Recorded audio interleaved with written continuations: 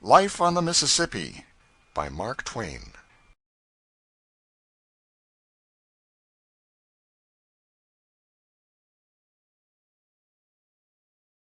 Chapter 50. The Original Jacobs. We had some talk about Captain Isaiah Sellers, now many years dead. He was a fine man, a high-minded man, and greatly respected both ashore and on the river. He was very tall, well-built, and handsome, and in his old age, as I remember him, his hair was as black as an Indian's, and his eye and hand were as strong and steady, and his nerve and judgment as firm and clear as anybody's, young or old, among the fraternity of pilots. He was the patriarch of the craft. He had been a keelboat pilot before the day of steamboats, and a steamboat pilot before any other steamboat pilot still surviving at the time I speak of had ever turned a wheel. Consequently, his brethren held him in the sort of awe in which illustrious survivors of a bygone age are always held by their associates. He knew how he was regarded, and perhaps this fact added some trifle of stiffening to his natural dignity, which had been sufficiently stiff in its original state. He left a diary behind him, but apparently it did not date back to his first steamboat trip, which was said to be 1811, the year the first steamboat disturbed the waters of the Mississippi. At the time of his death, a correspondent of the St. Louis Republican culled the following items from the diary. In February 1825 he shipped on board the steamer Rambler at Florence, Alabama, and made during that year 3 trips to New Orleans and back, this on the General Carroll, between Nashville and New Orleans. It was during his stay on this boat that Captain Sellers introduced the tap of the bell as a signal to heave the lead, previous to which time it was the custom for the pilot to speak to the men below when soundings were wanted. The proximity of the forecastle to the pilot-house no doubt rendered this an easy matter, but how different on one of our palaces of the present day. In 1827 we find him on board the President, a boat of 285 tons burden, and plying between Smithland and New Orleans. Thence he joined the Jubilee in 1828, and on this boat he did his first piloting in the St. Louis trade, his first watch extending from Herculaneum to St. Genevieve. On May 26, 1836, he completed and left Pittsburgh in charge of the steamer Prairie, a boat of 400 tons, and the first steamer with a stateroom cabin ever seen at St. Louis. In 1857 he introduced the signal for meeting boats, and which has, with some slight change, been the universal custom of this day; in fact, is rendered obligatory by act of Congress. As general items of river history, we quote the following marginal notes from his general log. In March 1825, General Lafayette left New Orleans for St. Louis on the low-pressure steamer Natchez. In January 1828, 21 steamers left the New Orleans wharf to celebrate the occasion of General Jackson's visit to that city. In 1830, the North America made the run from New Orleans to Memphis in 6 days, best time on record to that date. It has since been made in 2 days and 10 hours. In 1831, the Red River Cut-Off formed. In 1832, steamer Hudson made the run from White River to Helena, a distance of 75 miles, in 12 hours. This was the source of much talk and speculation among the parties directly interested. In 1839, Great Horseshoe Cut-Off formed. Up to the present time, a term of 35 years, we ascertain, by reference to the diary, he has made 460 round trips to New Orleans, which gives a distance of 1,104,000 miles, or an average of 86 miles a day. Whenever Captain Sellers approached a body of gossiping pilots, a chill fell there, and talking ceased. For this reason, whenever 6 pilots were gathered together, there would always be 1 or 2 newly fledged ones in the lot, and the elder ones would be always showing off before these poor fellows. making them sorrowfully feel how callow they were, how recent their nobility, and how humble their degree, by talking largely and vaporously of old-time experiences on the river, always making it a point to date everything back as far as they could, so as to make the new men feel their newness to the sharpest degree possible, and envy the old stagers in the like degree. And how these complacent bald heads would swell, and brag, and lie, and date back 10, 15, 20 years, and how they did enjoy the effect produced upon the marveling and envying youngsters.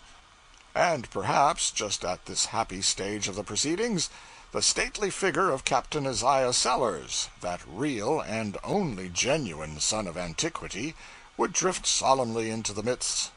Imagine the size of the silence that would result on the instant, and imagine the feelings of those bald heads, and the exultation of their recent audience, when the ancient captain would begin to drop casual and indifferent remarks of a reminiscent nature, about islands that had disappeared, and cut-offs that had been made, a generation before the oldest bald head in the company had ever set his foot in a pilot-house. Many and many a time did this ancient mariner appear on the scene in the above fashion, and spread disaster and humiliation around him.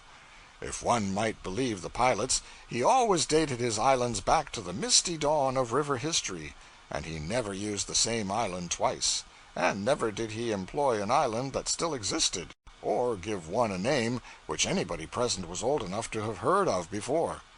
If you might believe the pilots, he was always conscientiously particular about little details. Never spoke of the state of Mississippi, for instance. No, he would say, when the state of Mississippi was where Arkansas now is, and would never speak of Louisiana or Missouri in a general way, and leave an incorrect impression on your mind. No, he would say, when Louisiana was up the river farther, or when Missouri was on the Illinois side. The old gentleman was not of literary turn or capacity, but he used to jot down brief paragraphs of plain practical information about the river, and sign them Mark Twain, and give them to the New Orleans Picayune. They related to the stage and condition of the river, and were accurate and valuable, and thus far they contained no poison. But in speaking of the stage of the river today, at a given point, the captain was pretty apt to drop in a little remark about this being the first time he had seen the water so high or so low at that particular point for 49 years, and now and then he would mention island so-and-so, and follow it, in parenthesis, with some such observation as, disappeared in 1807, if I remember rightly. In these antique interjections lay poison and bitterness for the other old pilots, and they used to chafe the Mark Twain paragraphs with unsparing mockery. It so chanced that one of these paragraphs, footnote, the original MS of it, in the captain's own hand, has been sent to me from New Orleans. It reads as follows: Vicksburg, May 4, 1859. My opinion, for the benefit of the citizens of New Orleans, the water is higher this far up than it has been since 8. My opinion is that the water will be feet deep in Canal Street before the 1st of next June. Mrs. Turner's plantation at the head of Big Black Island is all under water, and it has not been since 1815. I. Sellers. One of these paragraphs became the text for my first newspaper article. I burlesqued it broadly, very broadly, stringing my fantastics out to the extent of 800 or 1,000 words. I was a cub at the time. I showed my performance to some pilots, and they eagerly rushed it into print in the New Orleans True Delta. It was a great pity, for it did nobody any worthy service, and it sent a pang deep into a good man's heart. There was no malice in my rubbish, but it laughed at the captain. It laughed at a man to whom such a thing was new and strange and dreadful.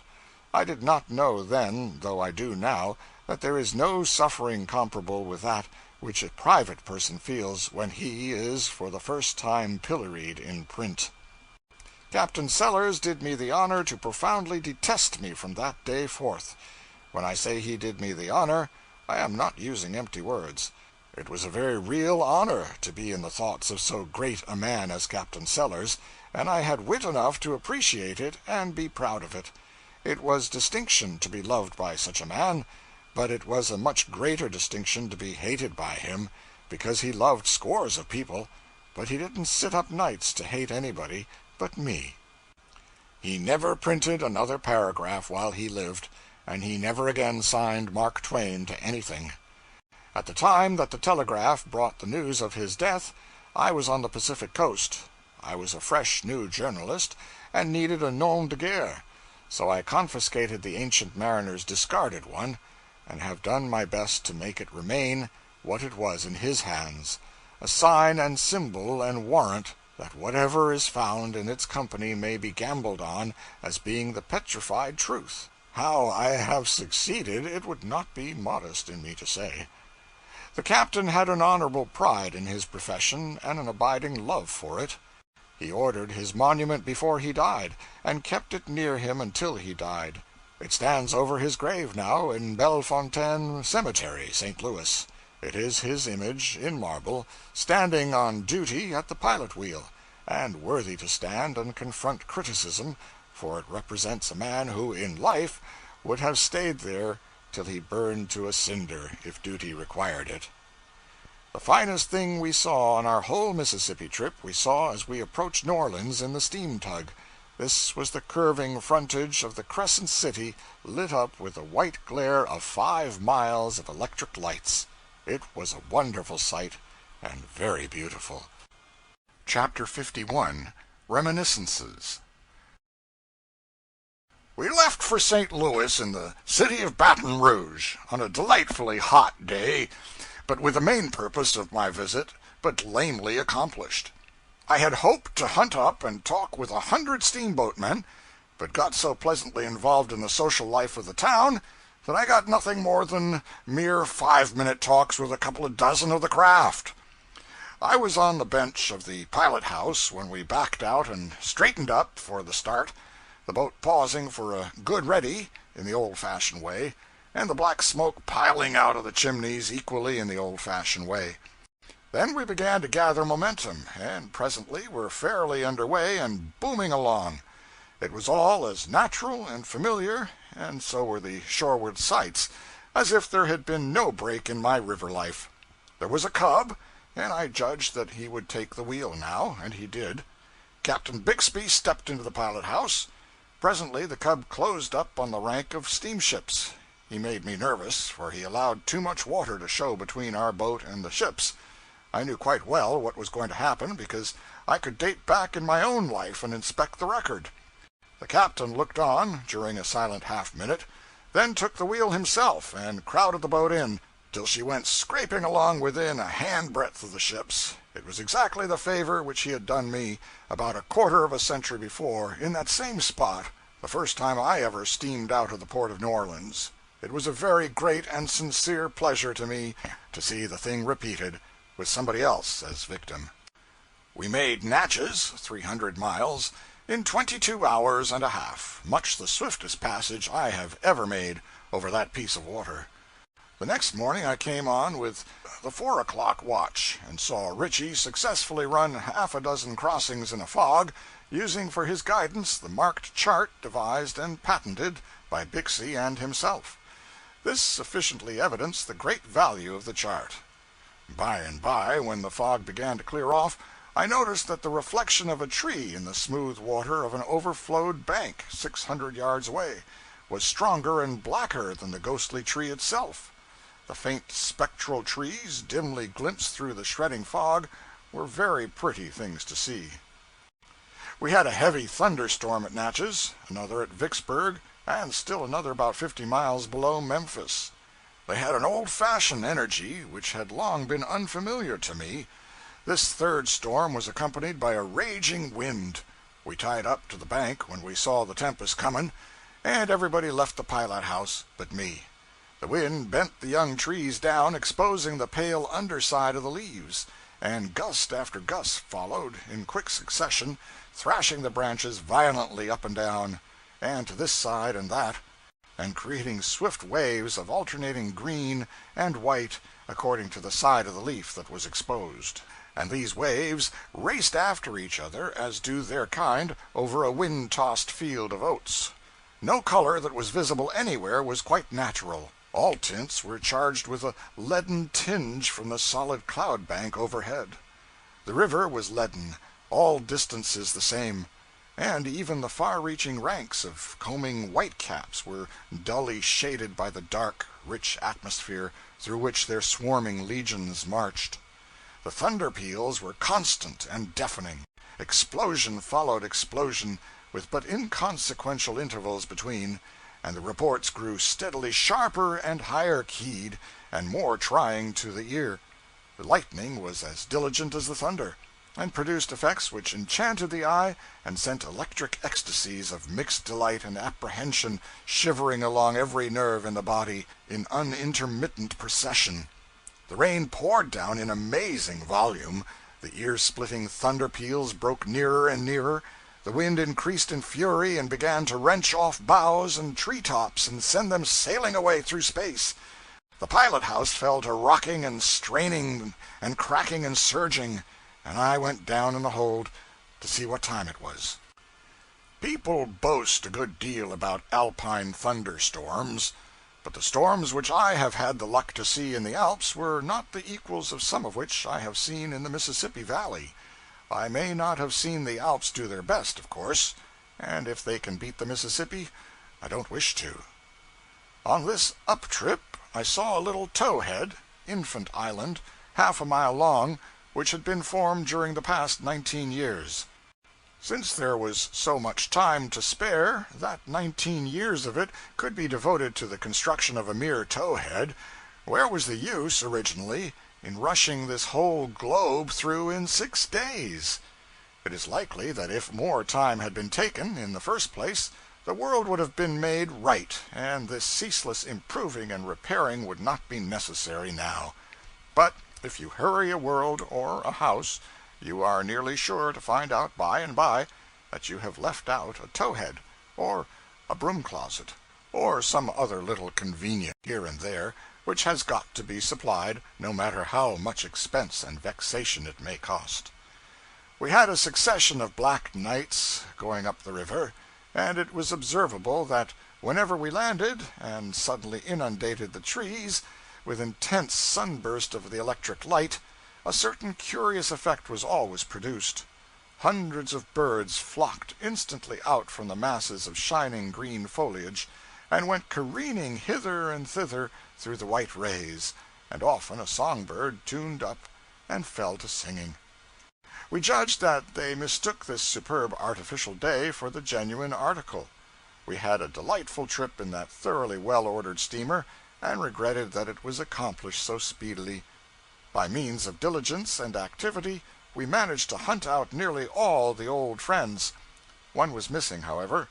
He went to his reward, whatever it was, 2 years ago. But I found out all about him. His case helped me to realize how lasting can be the effect of a very trifling occurrence. When he was an apprentice blacksmith in our village, and I a schoolboy, a couple of young Englishmen came to the town and sojourned a while. And one day they got themselves up in cheap royal finery and did the Richard III sword fight with maniac energy and prodigious powwow in the presence of the village boys. This blacksmith cub was there, and the histrionic poison entered his bones. This vast, lumbering, ignorant, dull-witted lout was stage-struck, and irrecoverably. He disappeared, and presently turned up in St. Louis. I ran across him there, by and by. He was standing musing on a street corner, with his left hand on his hip, the thumb of his right supporting his chin, face bowed and frowning, slouch hat pulled down over his forehead, imagining himself to be Othello, or some such character, and imagining that the passing crowd marked his tragic bearing and were awestruck. I joined him, and tried to get him down out of the clouds, but did not succeed. However, he casually informed me presently that he was a member of the Walnut Street Theater Company, and he tried to say it with indifference, but the indifference was thin and a mighty exultation showed through it. He said he was cast for a part in Julius Caesar for that night, and if I should come I would see him. If I should come. I said I wouldn't miss it if I were dead. I went away stupefied with astonishment, and saying to myself, how strange it is. We always thought this fellow a fool, yet the moment he comes to a great city, where intelligence and appreciation abound, the talent concealed in this shabby napkin is at once discovered, and promptly welcomed and honored.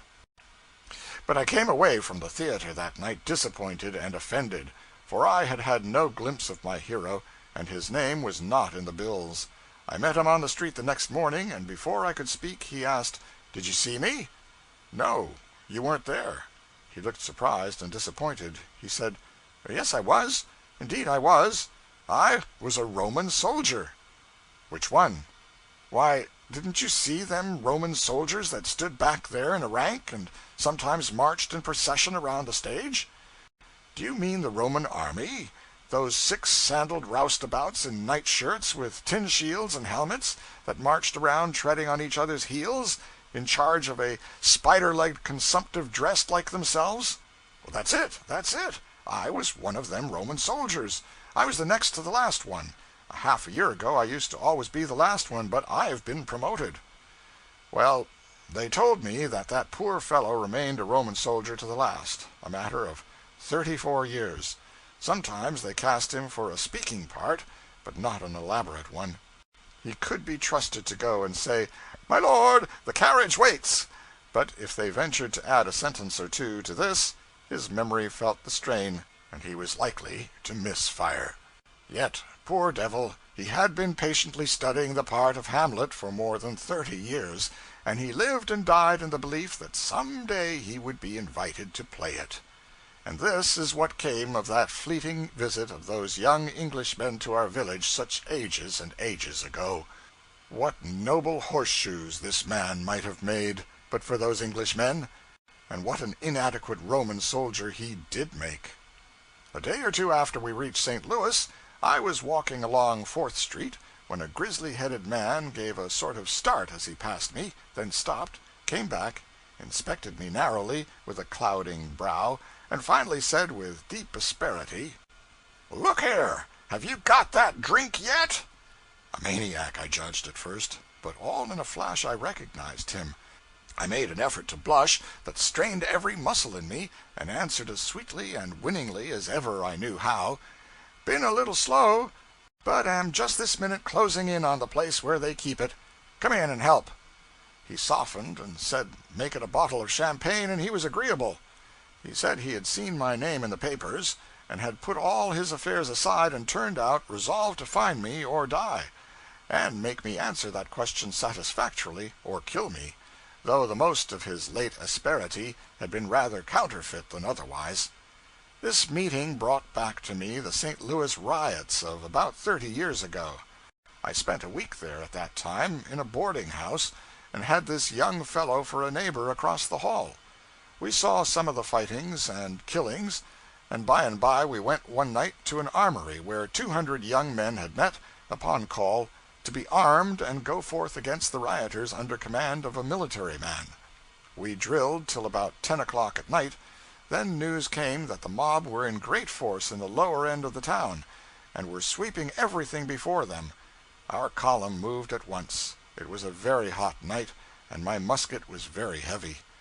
We marched and marched, and the nearer we approached the seat of war, the hotter I grew, and the thirstier I got. I was behind my friend, so finally I asked him to hold my musket while I dropped out and got a drink. Then I branched off and went home. I was not feeling any solicitude about him, of course, because I knew he was so well armed now that he could take care of himself without any trouble. If I had had any doubts about that, I would have borrowed another musket for him. I left the city pretty early the next morning, and if this grizzled man had not happened to encounter my name in the papers the other day in St. Louis, and felt moved to seek me out, I should have carried to my grave a heart-torturing uncertainty as to whether he ever got out of the riots all right or not. I ought to have inquired 30 years ago, I know that, and I would have inquired if I had had the muskets, but in the circumstances he seemed better fixed to conduct the investigations than I was. One Monday, near the time of our visit to St. Louis, the Globe Democrat came out with a couple of pages of Sunday statistics, whereby it appeared that 119,448 St. Louis people attended the morning and evening church services the day before, and 23,102 children attended Sunday school. Thus, 142,550 persons out of the city's total of 400,000 population respected the day religious-wise.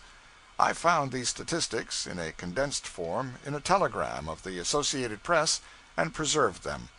They made it apparent that St. Louis was in a higher state of grace than she could have claimed to be in any time. But now that I canvass the figures narrowly, I suspect that the telegraph mutilated them. It cannot be that there are more than 150,000 Catholics in the town. The other 250,000 must be classified as Protestants. Out of these 250,000, according to this questionable telegram, only 26,362 attended church and Sunday school, while out of the 150,000 Catholics, 116,188 went to church and Sunday school. Chapter 52. A Burning Brand. All at once the thought came into my mind, I have not sought out Mr. Brown. Upon that text I desire to depart from the direct line of my subject, and make a little excursion. I wish to reveal a secret which I have carried with me 9 years, and which has become burdensome. Upon a certain occasion, 9 years ago, I had said, with strong feeling, "If ever I see St. Louis again, I will seek out Mr. Brown, the great grain merchant, and ask of him the privilege of shaking him by the hand." The occasion and the circumstances were as follows. A friend of mine, a clergyman, came one evening and said, "I have a most remarkable letter here which I want to read to you, if I can do it without breaking down. I must preface it with some explanations, however. The letter is written by an ex-thief and ex-vagabond of the lowest origin and basest rearing, a man all stained with crime and steeped in ignorance, but, thank God, with a mine of pure gold hidden away in him, as you shall see. His letter is written to a burglar named Williams, who is serving a 9-year term in a certain state prison for burglary. Williams was a particularly daring burglar, and plied that trade during a number of years, but he was caught at last and jailed, to await trial in a town where he had broken into a house at night, pistol in hand, and forced the owner to hand over to him $8,000 in government bonds. Williams was not a common sort of person by any means. He was a graduate of Harvard College, and came of good New England stock. His father was a clergyman. While lying in jail, his health began to fail, and he was threatened with consumption. This fact, together with the opportunity for reflection afforded by solitary confinement, had its effect, its natural effect. He fell into serious thought. His early training asserted itself with power, and wrought with strong influence upon his mind and heart. He put his old life behind him, and became an earnest Christian. Some ladies in the town heard of this, visited him, and by their encouraging words supported him in his good resolutions and strengthened him to continue in his new life. The trial ended in his conviction and sentence to the state prison for the term of 9 years, as I have before said. In the prison he became acquainted with the poor wretch referred to in the beginning of my talk, Jack Hunt, the writer of the letter which I am going to read. You will see that the acquaintanceship bore fruit for Hunt. When Hunt's time was out, he wandered to St. Louis, and from that place he wrote his letter to Williams. The letter got no further than the office of the prison warden, of course. Prisoners are not often allowed to receive letters from outside. The prison authorities read this letter, but did not destroy it. They had not the heart to do it. They read it to several persons, and eventually it fell into the hands of those ladies of whom I spoke a while ago. The other day I came across an old friend of mine, a clergyman, who had seen this letter, and was full of it. The mere remembrance of it so moved him that he could not talk of it without his voice breaking. He promised to get a copy of it for me, and here it is, an exact copy, with all the imperfections of the original preserved. It has many slang expressions in it, thieves' argot, but their meaning has been interlined in parentheses by the prison authorities. Louis, June 9, 1872. Mr. W., friend Charlie, if I may call you so, I know you are surprised to get a letter from me, but I hope you won't be mad at my writing to you. I want to tell you my thanks for the way you talked to me when I was in prison. It has led me to try and be a better man. I guess you thought I did not care for what you said, and at the first go-off I didn't.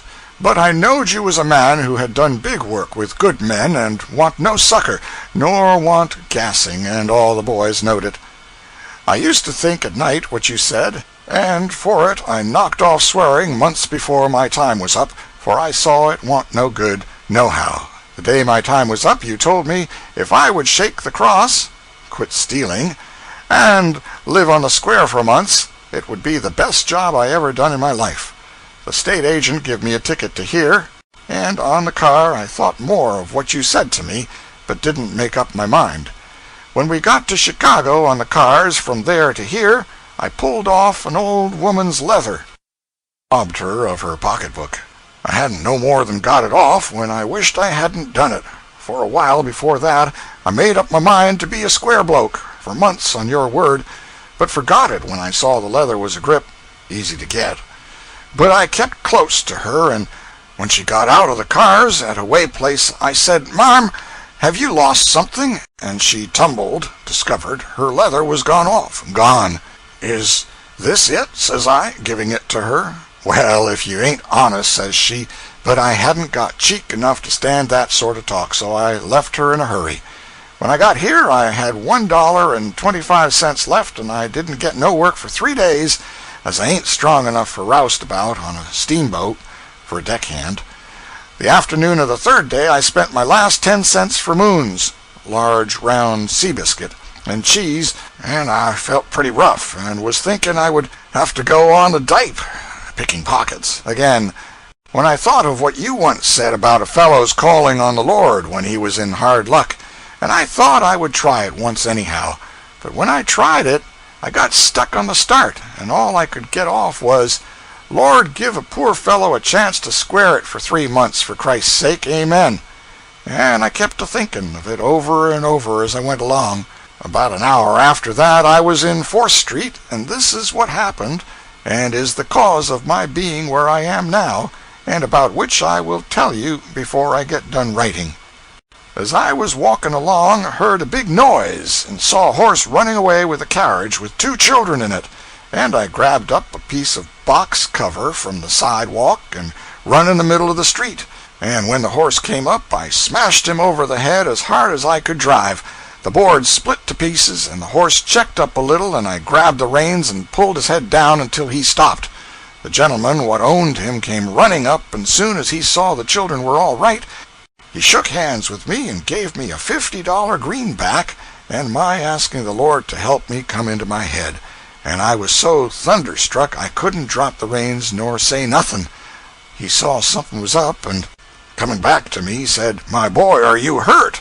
And the thought come into my head just then to ask him for work, and I asked him to take back the bill and give me a job. Says he, "Jump in here and let's talk about it, but keep the money."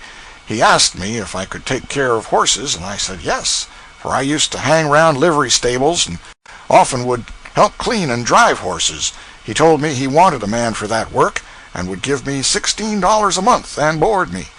You bet I took that chance at once. That night, in my little room over the stable, I sat a long time thinking over my past life and of what had just happened, and I just got down on my knees and thanked the Lord for the job and to help me to square it, and to bless you for putting me up to it.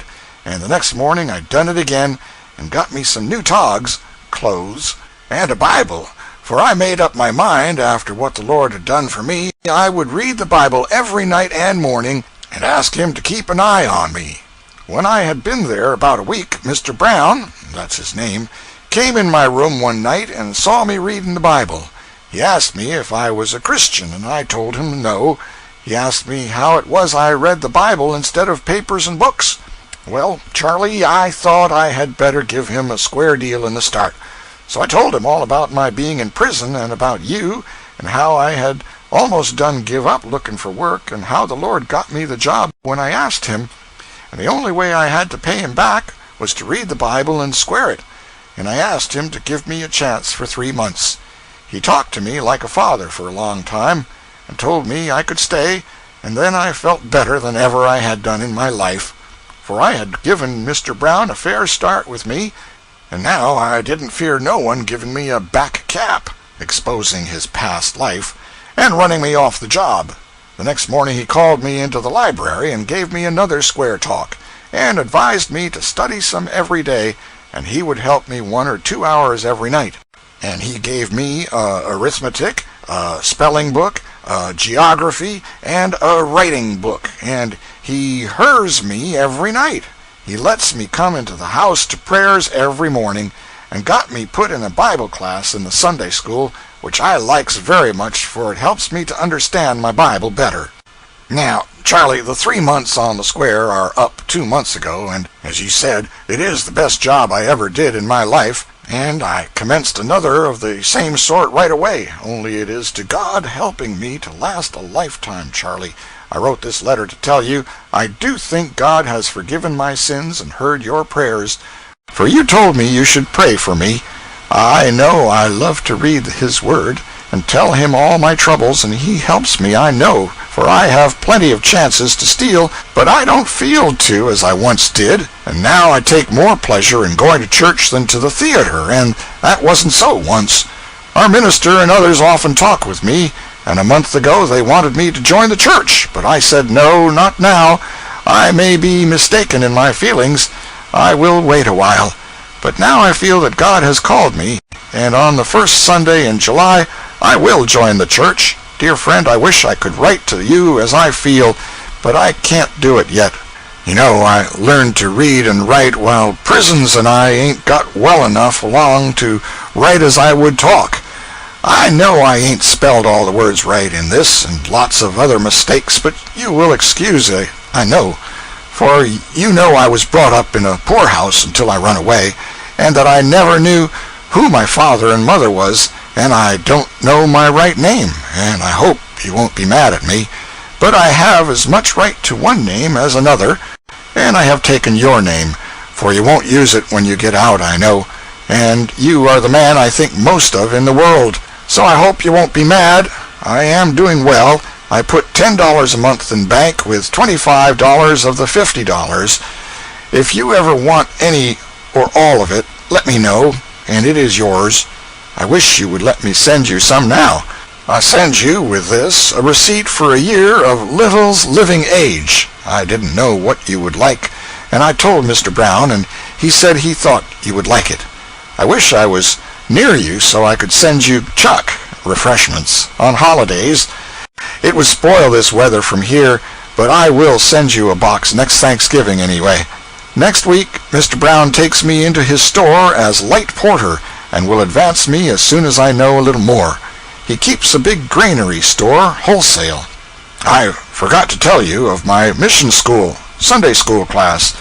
The school is in the Sunday afternoon. I went out 2 Sunday afternoons and picked up 7 kids, little boys, and got them to come in. 2 of them knew as much as I did, and I had them put in a class where they could learn something. I don't know much myself, but as these kids can't read, I get on nicely with them. I make sure of them by doing after them every Sunday hour before school time. I also got 4 girls to come. Tell Mac and Harry about me. If they will come out here when their time is up, I will get them jobs at once. I hope you will excuse this long letter and all mistakes. I wish I could see you, for I can't write as I would talk. I hope the warm weather is doing your lungs good. I was afraid when you was bleeding you would die. Give my respects to all the boys and tell them how I am doing. I am doing well, and everyone here treats me as kind as they can. Mr. Brown is going to write to you sometime. I hope someday you will write to me. This letter is from your very true friend, C.W., who you know as Jack Hunt. I send you Mr. Brown's card. Send my letter to him. Here was true eloquence, irresistible eloquence, and without a single grace or ornament to help it out. I have seldom been so deeply stirred by any piece of writing. The reader of it halted all the way through, on a lame and broken voice, yet he had tried to fortify his feelings by several private readings of the letter before venturing into company with it. He was practicing upon me to see if there was any hope of his being able to read the document to his prayer meeting with anything like a decent command over his feelings. The result was not promising. However, he determined to risk it, and did. He got through tolerably well, but his audience broke down early and stayed in that condition to the end. The fame of the letter spread through the town. A brother minister came and borrowed the manuscript, put it bodily into a sermon, preached the sermon to 1,200 people on a Sunday morning, and the letter drowned them in their own tears. Then my friend put it into a sermon and went before his Sunday morning congregation with it. It scored another triumph. The house wept as one individual. My friend went on summer vacation up into the fishing regions of our northern British neighbors, and carried this sermon with him, since he might possibly chance to need a sermon. He was asked to preach one day. The little church was full. Among the people present were the late Dr. J.G. Holland, the late Mr. Seymour of the New York Times, Mr. Page, the philanthropist and temperance advocate, and, I think, Senator Fry of Maine. The marvelous letter did its wonted work. All the people were moved. All the people wept. The tears flowed in a steady stream down Dr. Holland's cheeks, and nearly the same can be said with regard to all who were there. Mr. Page was so full of enthusiasm over the letter that he said he would not rest until he made pilgrimage to that prison, and had speech with the man who had been able to inspire a fellow unfortunate to write so priceless a tract. Ah, that unlucky Page, and another man. If they had only been in Jericho, that letter would have rung through the world and stirred all the hearts of all the nations for 1,000 years to come, and nobody might ever have found out that it was the confoundedest, brazenest, ingeniousest piece of fraud and humbuggery that was ever concocted to fool poor confiding mortals with. The letter was a pure swindle, and that is the truth. And take it by and large, it was without a compeer among swindles. It was perfect. It was rounded, symmetrical, complete, colossal. The reader learns it at this point, but we didn't learn it till some miles and weeks beyond this stage of the affair. My friend came back from the woods, and he and other clergymen and lay missionaries began once more to inundate audiences with their tears and the tears of said audiences. I begged hard for permission to print the letter in a magazine and tell the watery story of its triumphs. Numbers of people got copies of the letter, with permission to circulate them in writing, but not in print. Copies were sent to the Sandwich Islands and other far regions. Charles Dudley Warner was at church one day when the Warren letter was read and wept over. At the church door afterward, he dropped a peculiarly cold iceberg down the clergyman's back with the question, "Do you know that letter to be genuine?"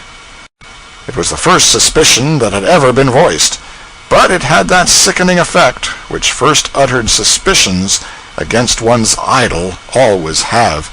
Some talk followed. "Why, what should make you suspect that it isn't genuine?"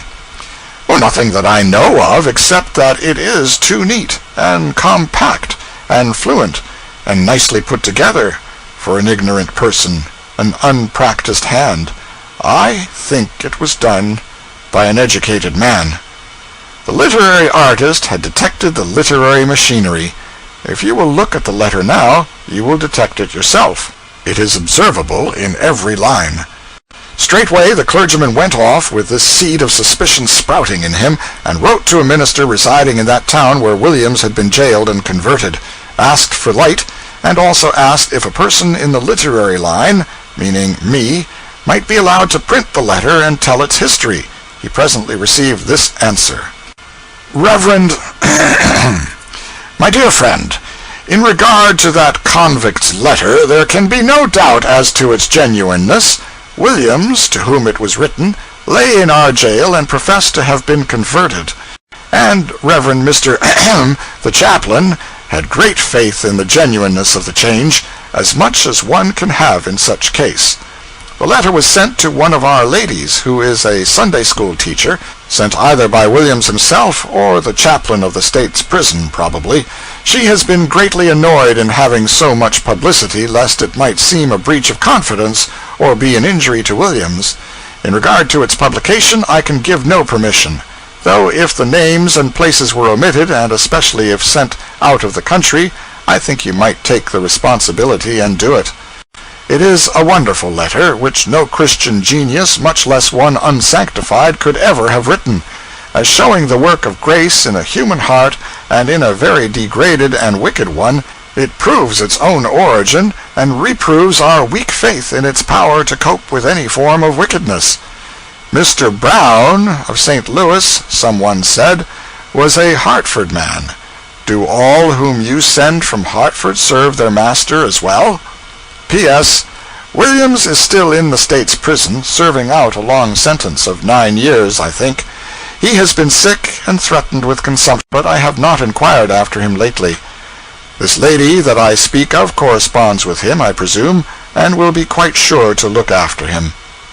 This letter arrived a few days after it was written, and up went Mr. Williams' stock again.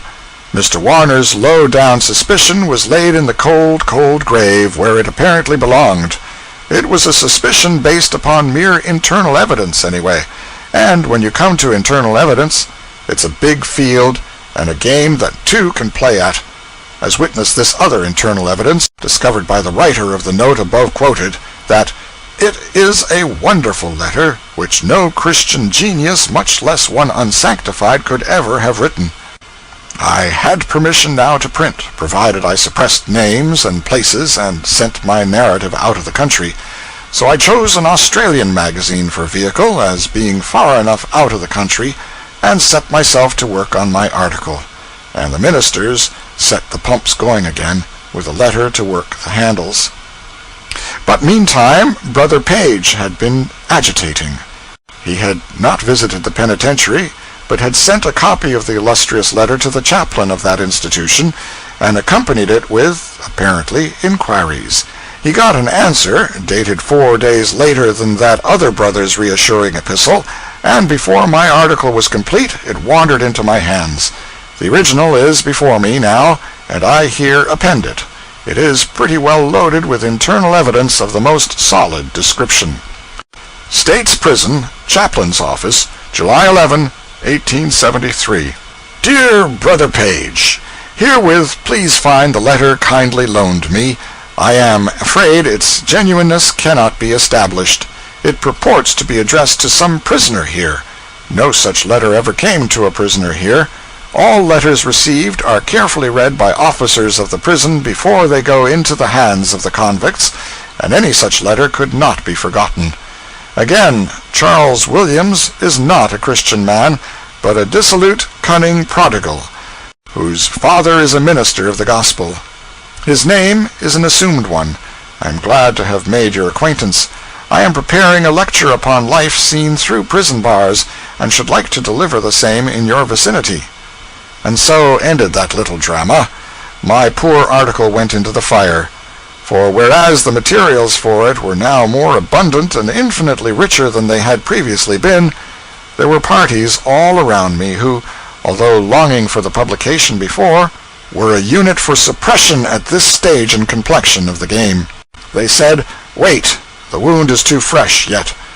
All the copies of the famous letter except mine disappeared suddenly, and from that time onward the aforetime same old drought set in the churches. As a rule, the town was on a spacious grin for a while, but there were places in it where the grin did not appear, and where it was dangerous to refer to the ex-convict's letter. A word of explanation. Jack Hunt, the professed writer of the letter, was an imaginary person. The burglar Williams, Harvard graduate, son of a minister, wrote the letter himself, to himself, got it smuggled out of the prison, got it conveyed to persons who had supported and encouraged him in his conversion, where he knew two things would happen. The genuineness of the letter would not be doubted or inquired to, and the nub of it would be noticed and would have valuable effect.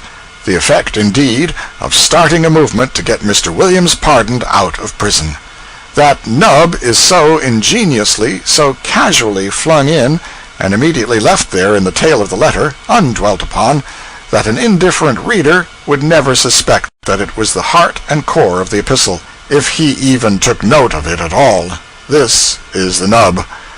I hope the warm weather is doing your lungs good. I was afraid when you was bleeding you would die. Give my respects, etc. That is all there is of it. Simply touch and go, no dwelling upon it. Nevertheless, it was intended for an eye that would be swift to see it, and it was meant to move a kind heart to try to effect the liberation of a poor, reformed, and purified fellow lying in the fell grip of consumption. When I for the first time heard that letter read 9 years ago, I felt that it was the most remarkable one I had ever encountered, and it so warmed me toward Mr. Brown of St. Louis that I said that if ever I visited that city again, I would seek out that excellent man and kiss the hem of his garment, if it was a new one. Well, I visited St. Louis, but I did not hunt for Mr. Brown, for, alas, the investigations of long ago had proved that the benevolent Brown, like Jack Hunt, was not a real person, but a sheer invention of that gifted rascal Williams, burglar, Harvard graduate, son of a clergyman. Chapter 53. My Boyhood's Home. We took passage in one of the fast boats of the St. Louis and St. Paul Packet Company and started up the river. When I, as a boy, first saw the mouth of the Missouri River, it was 22 or 23 miles above St. Louis, according to the estimate of pilots. The wear and tear of the banks have moved it down 8 miles since then, and the pilots say that within 5 years the river will cut through and move the mouth down 5 miles more, which will bring it within 10 miles of St. Louis. About nightfall we passed the large and flourishing town of Alton, Illinois, and before daylight next morning the town of Louisiana, Missouri, a sleepy village in my day, but a brisk railway center now. However, all the towns out there are railway centers now. I could not clearly recognize the place. This seemed odd to me, for when I retired from the rebel army in '61, I retired upon Louisiana in good order, at least in good enough order for a person who had not yet learned how to retreat according to the rules of war and had to trust to native genius. It seemed to me that for a first attempt at a retreat it was not badly done. I had done no advancing in all that campaign that was at all equal to it. There was a railway bridge across the river here, well sprinkled with glowing lights, and a very beautiful sight it was. At 7 in the morning we reached Hannibal, Missouri, where my boyhood was spent. I had had a glimpse of it 15 years ago, and another glimpse 6 years earlier, but both were so brief that they hardly counted. The only notion of the town that remained in my mind was the memory of it as I had known it when I first quitted it 29 years ago. That picture of it was still as clear and vivid to me as a photograph. I stepped ashore with the feeling of one who returns out of a dead-and-gone generation. I had a sort of realizing sense of what the Bastille prisoners must have felt when they used to come out and look upon Paris after years of captivity, and note how curiously the familiar and the strange were mixed together before them. I saw the new houses, saw them plainly enough, but they did not affect the older picture in my mind, for through their solid bricks and mortar I saw the vanished houses, which had formerly stood there, with perfect distinctness. It was Sunday morning, and everybody was abed yet, so I passed through the vacant streets, still seeing the town as it was, and not as it is, and recognizing and metaphorically shaking hands with 100 familiar objects which no longer exist, and finally climbed Holliday's Hill to get a comprehensive view. The whole town lay spread out below me then, and I could mark and fix every locality every detail. Naturally, I was a good deal moved. I said, "Many of the people I once knew in this tranquil refuge of my childhood are now in heaven. Some, I trust, are in the other place." The things about me and before me made me feel like a boy again, convinced me that I was a boy again, and that I had simply been dreaming an unusually long dream. But my reflections spoiled all that, for they forced me to say, "I see 50 old houses down yonder, into each of which I could enter and find either a man or a woman who was a baby, or unborn, when I noticed those houses last, or a grandmother who was a plump young bride at that time." From this vantage ground, the extensive view up and down the river and wide over the wooded expanses of Illinois is very beautiful, one of the most beautiful on the Mississippi, I think, which is a hazardous remark to make, for the 800 miles of river between St. Louis and St. Paul afford an unbroken succession of lovely pictures. It may be that my affection for the one in question biases my judgment in its favor. I cannot say as to that. No matter, it was satisfyingly beautiful to me, and it had this advantage over all the other friends whom I was about to greet again: it had suffered no change. It was as young and fresh and comely and gracious as ever it had been, whereas the faces of the others would be old and scarred with the campaigns of life, and marked with their griefs and defeats, and would give me no upliftings of spirit. An old gentleman out on an early morning walk came along, and we discussed the weather, and then drifted into other matters. I could not remember his face. He said he had been living here 28 years, so he had come after my time, and I had never seen him before. I asked him various questions, first about a mate of mine in Sunday school, what became of him. He graduated with honor in an Eastern college, wandered off into the world somewhere, succeeded at nothing, passed out of knowledge and memory years ago, and is supposed to have gone to the dogs.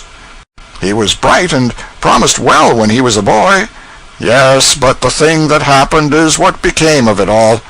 I asked after another lad, altogether the brightest in our village school when I was a boy. He, too, was graduated with honors from an Eastern college, but life whipped him in every battle, straight along, and he died in one of the territories years ago, a defeated man. I asked after another of the bright boys. He is a success, always has been, always will be, I think. I inquired after a young fellow who came to the town to study for one of the professions when I was a boy. He went at something else before he got through, went from medicine to law, or from law to medicine, then to some other new thing.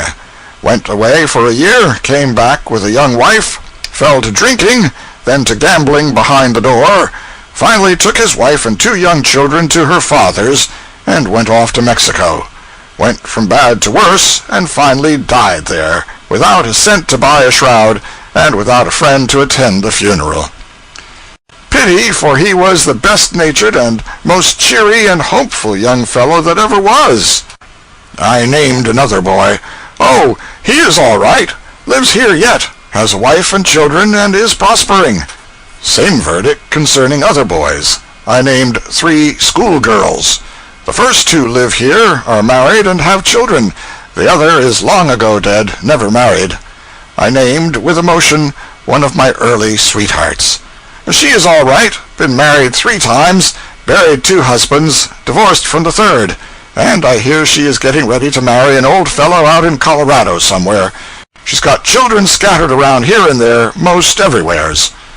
The answer to several other inquiries was brief and simple. Killed in the war. I named another boy. Well, now, his case is curious. There wasn't a human being in this town but knew that that boy was a perfect chucklehead, perfect dummy, just a stupid ass, as you may say. Everybody knew it, and everybody said it. Well, if that very boy isn't the first lawyer in the state of Missouri today, I'm a Democrat. Is that so? It's actually so. I'm telling you the truth. How do you account for it? Account for it? Well, there ain't any accounting for it, except that if you send a damn fool to St. Louis, and you don't tell them he's a damn fool, they'll never find it out. Well, there's one thing sure. If I had a damn fool, I should know what to do with him. Ship him to St. Louis. It's the noblest market in the world for that kind of property. Well, when you come to look at it all around, and chew at it, and think it over, don't it just bang anything you ever heard of? Well, yes, it does seem to. But don't you think maybe it was the Hannibal people who were mistaken about the boy, and not the St. Louis people? Oh, nonsense. The people here have known him from the very cradle. They knew him 100 times better than the St. Louis idiots could have known him. No, if you have got any damn fools that you want to realize on, take my advice. Send them to St. Louis. I mentioned a great number of people whom I had formerly known.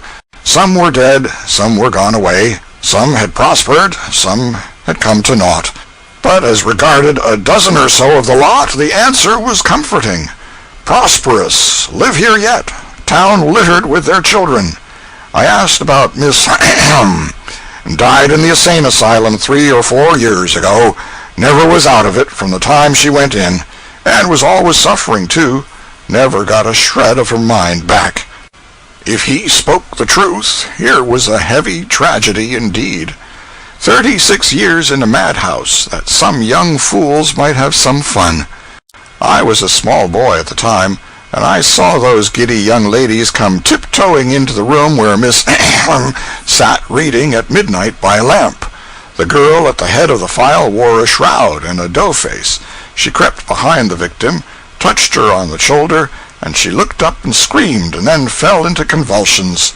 She did not recover from the fright, but went mad. In these days, it seems incredible that people believed in ghosts so short a time ago, but they did. After asking after such other folk as I could call to mind, I finally inquired about myself. Oh, he succeeded well enough. Another case of damn fool. If they'd sent him to St. Louis, he'd have succeeded sooner. It was with much satisfaction that I recognized the wisdom of having told this candid gentleman in the beginning that my name was Smith. Chapter 54. Past and Present. Being left to myself up there, I went on picking out old houses in the distant town, and calling back their former inmates out of the moldy past. Among them I presently recognized the house of the father of Lem Hackett, fictitious name.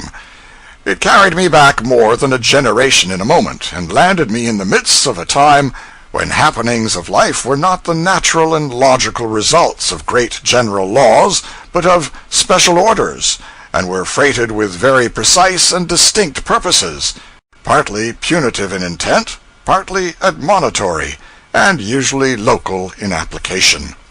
When I was a small boy, Lem Hackett was drowned on a Sunday. He fell out of an empty flatboat where he was playing. Being loaded with sin, he went to the bottom like an anvil. He was the only boy in the village who slept that night. We others all lay awake repenting. We had not needed the information, delivered from the pulpit that evening, that Lem's was a case of special judgment. We knew that already. There was a ferocious thunderstorm that night, and it raged continuously until near dawn. The winds blew, the windows rattled, the rain swept along the roof in pelting sheets, and at the briefest of intervals the inky blackness of the night vanished. The houses over the way glared out white and blinding for a quivering instant, then the solid darkness shut down again, and a splitting peal of thunder followed, which seemed to rend everything in the neighborhood to shreds and splinters. I sat up in bed quaking and shuddering, waiting for the destruction of the world, and expecting it. To me, there was nothing strange or incongruous in heaven's making such an uproar about Lem Hackett. Apparently it was the right and proper thing to do. Not a doubt entered my mind that all the angels were grouped together discussing this boy's case, and observing the awful bombardment of our beggarly little village with satisfaction and approval. There was one thing which disturbed me in the most serious way. That was the thought that this centering of the celestial interest on our village could not fail to attract the attention of the observers to people among us who might otherwise have escaped notice for years.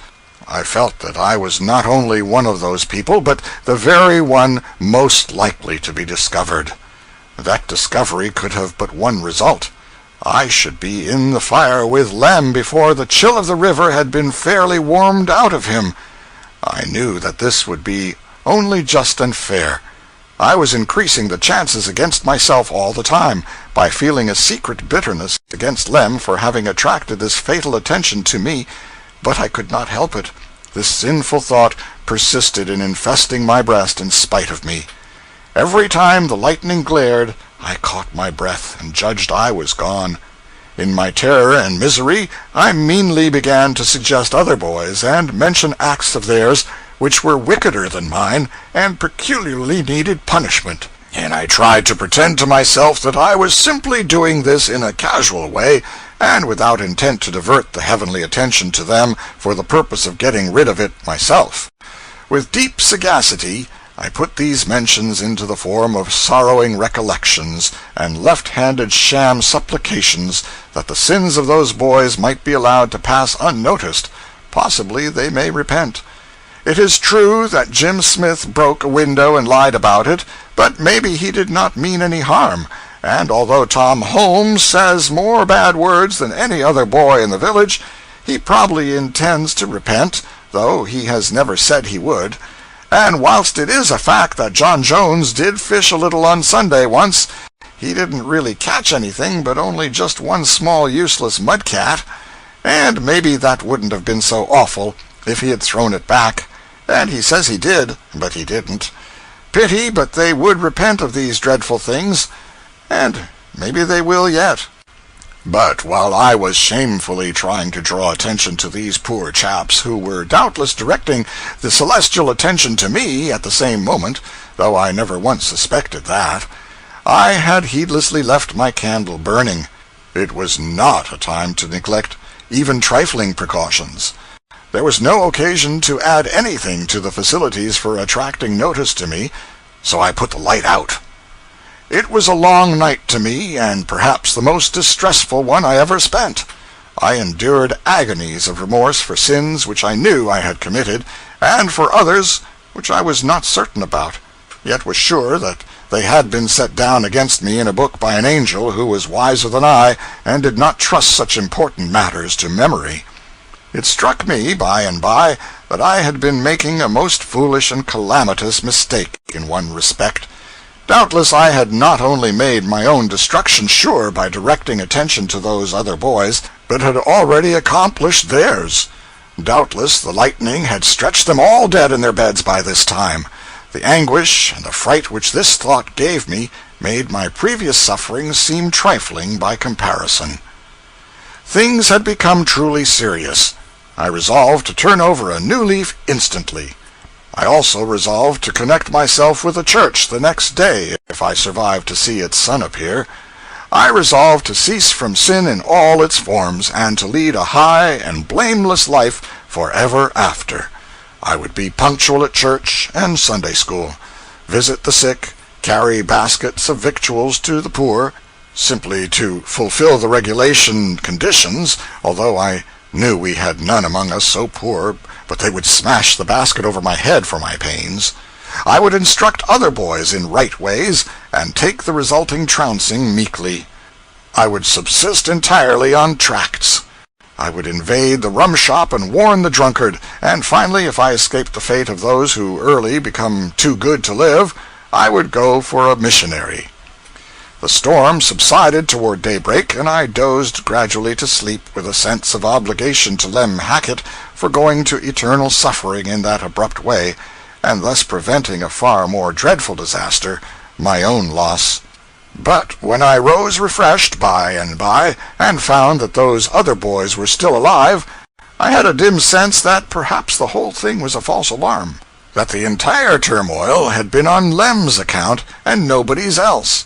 The world looked so bright and safe that there did not seem to be any real occasion to turn over a new leaf. I was a little subdued during that day, and perhaps the next. After that, my purpose of reforming slowly dropped out of my mind, and I had a peaceful, comfortable time again, until the next storm. That storm came about 3 weeks later, and it was the most unaccountable one to me that I had ever experienced. For on the afternoon of that day, Dutchy was drowned. Dutchy belonged to our Sunday school. He was a German lad who did not know enough to come in out of the rain. But he was exasperatingly good, and had a prodigious memory. One Sunday he made himself the envy of all the youth and the talk of all the admiring village by reciting 3,000 verses of Scripture without missing a word. Then he went off the very next day and got drowned. Circumstances gave to his death a peculiar impressiveness. We were all bathing in a muddy creek which had a deep hole in it, and in this hole the coopers had sunk a pile of green hickory hoop poles to soak, some 12 feet under water. We were diving and seeing who could stay under longest. We managed to remain down by holding on to the hoop poles. Dutchy made such a poor success of it that he was hailed with laughter and derision every time his head appeared above water. At last he seemed hurt with the taunts, and begged us to stand still on the bank and be fair with him and give him an honest count. Be friendly and kind just this once, and not miscount for the sake of having the fun of laughing at him. Treacherous winks were exchanged, and all said, "All right, Dutchy, go ahead, we'll play fair." Dutchy plunged in, but the boys, instead of beginning to count, followed the lead of one of their number and scampered to a range of blackberry bushes close by and hid behind it. They imagined Dutchy's humiliation when he should rise after a superhuman effort and find the place silent and vacant, nobody there to applaud. They were so full of laugh with the idea that they were continually exploding into muffled cackles. Time swept on, and presently one who was peeping through the briars said with surprise, "Why, he hasn't come up yet." The laughing stopped. "Boys, it's a splendid dive," said one. "Never mind that," said another. "The joke on him is all the better for it." There was a remark or two more, and then a pause. Talking ceased, and all began to peer through the vines. Before long the boys' faces began to look uneasy, then anxious, then terrified. Still there was no movement of the placid water. Hearts began to beat fast, and faces to turn pale. We all glided out silently and stood on the bank, our horrified eyes wandering back and forth from each other's countenances to the water. Somebody must go down and see. Yes, that was plain, but nobody wanted that grisly task. Draw straws. So we did, with hands which shook so that we hardly knew what we were about. The lot fell to me, and I went down.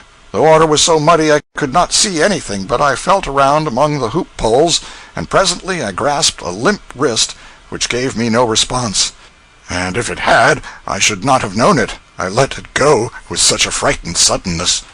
The boy had been caught among the hoop poles and entangled there, helplessly. I fled to the surface and told the awful news. Some of us knew that if the boy were dragged out at once he might possibly be resuscitated, but we never thought of that. We did not think of anything. We did not know what to do, so we did nothing, except that the smaller lads cried piteously, and we all struggled frantically into our clothes, putting on anybody's that came handy, and getting them wrong side out and upside down as a rule. Then we scurried away and gave the alarm, but none of us went back to see the end of the tragedy. We had a more important thing to attend to. We all flew home, and lost not a moment in getting ready to lead a better life. The night presently closed down, then came on that tremendous and utterly unaccountable storm. I was perfectly dazed. I could not understand it. It seemed to me that there must be some mistake. The elements were turned loose, and they rattled and banged and blazed away in the most blind and frantic manner. All heart and hope went out of me, and the dismal thought kept floating through my brain, if a boy who knows 3,000 verses by heart is not satisfactory, what chance is there for anybody else? Of course I never questioned for a moment that the storm was on Dutchy's account, or that he or any other inconsequential animal was worthy of such a majestic demonstration from on high. The lesson of it was the only thing that troubled me, for it convinced me that if Dutchy, with all his perfections, was not a delight, it would be vain for me to turn over a new leaf, for I must infallibly fall hopelessly short of that boy, no matter how hard I might try. Nevertheless, I did turn it over, A highly educated fear compelled me to do that, but succeeding days of cheerfulness and sunshine came bothering around, and within a month I had so drifted backward that again I was as lost and comfortable as ever. Breakfast time approached while I mused these musings and called these ancient happenings back to mind, so I got me back into the present and went down the hill. On my way through town to the hotel, I saw the house which was my home when I was a boy. At present rates, the people who now occupy it are of no more value than I am, but in my time they would have been worth not less than $500 apiece. They are colored folk. After breakfast I went out alone again, intending to hunt up some of the Sunday schools and see how this generation of pupils might compare with their progenitors, who had sat with me in those places and had probably taken me as a model, though I do not remember as to that now. By the public square there had been in my day a shabby little brick church called the Old Ship of Zion, which I had attended as a Sunday school scholar. And I found the locality easily enough, but not the old church. It was gone, and a trig and rather hilarious new edifice was in its place. The pupils were better dressed and better looking than were those of my time. Consequently, they did not resemble their ancestors, and consequently there was nothing familiar to me in their faces. Still I contemplated them with a deep interest and a yearning wistfulness, and if I had been a girl I would have cried, for they were the offspring, and represented, and occupied the places of boys and girls, some of whom I had loved to love, and some of whom I had loved to hate, but all of whom were dear to me for the one reason or the other, so many years gone by, and Lord, where be they now? I was mightily stirred, and would have been grateful to be allowed to remain unmolested and look my fill. But a bald-summited superintendent, who had been a tow-headed Sunday school mate of mine on that spot in the early ages, recognized me, and I talked a flutter of wild nonsense to those children to hide the thoughts which were in me, and which could not have been spoken without a betrayal of feeling that would have been recognized as out of character with me. Making speeches without preparation is no gift of mine, and I was resolved to shirk any new opportunity. But in the next and larger Sunday school I found myself in the rear of the assemblage, so I was very willing to go on the platform a moment for the sake of getting a good look at the scholars.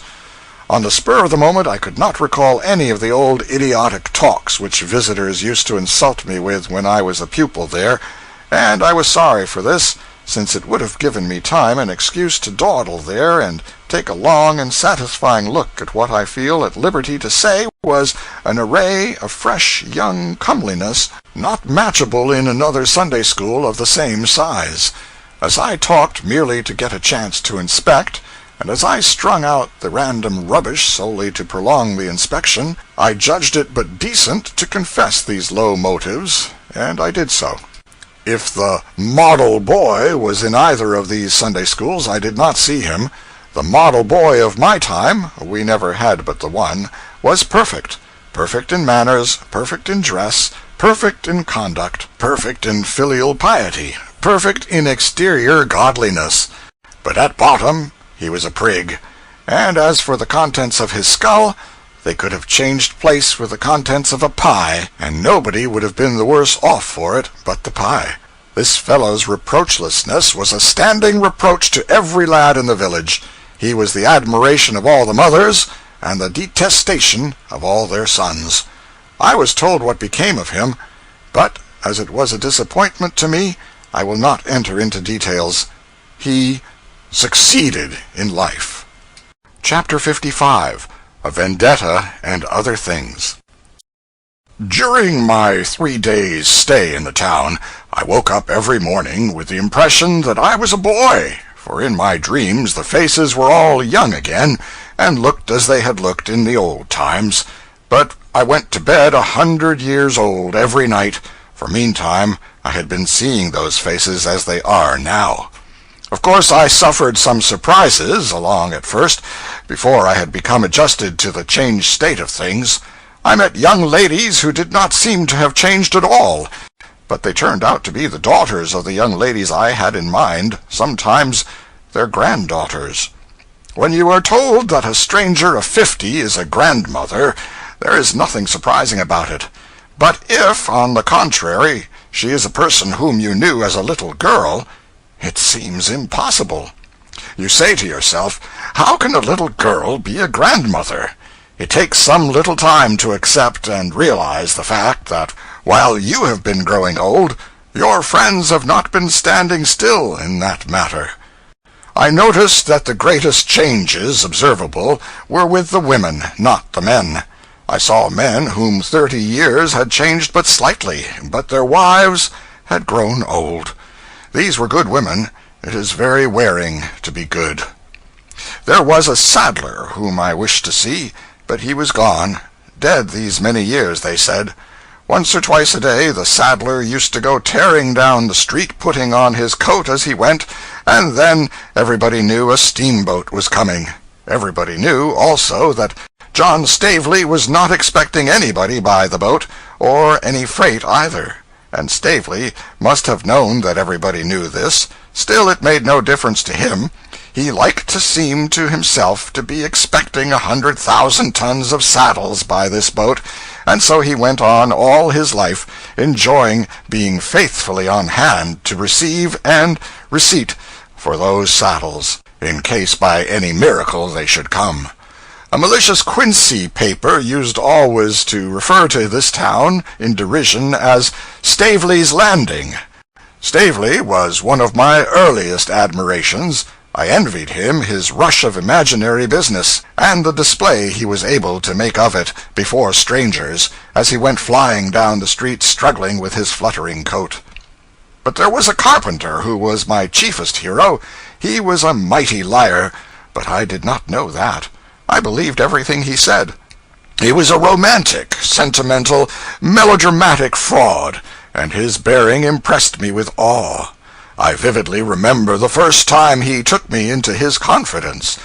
He was planning a board, and every now and then he would pause and heave a deep sigh, and occasionally mutter broken sentences, confused and not intelligible, but out of their midst an ejaculation sometimes escaped which made me shiver and did me good.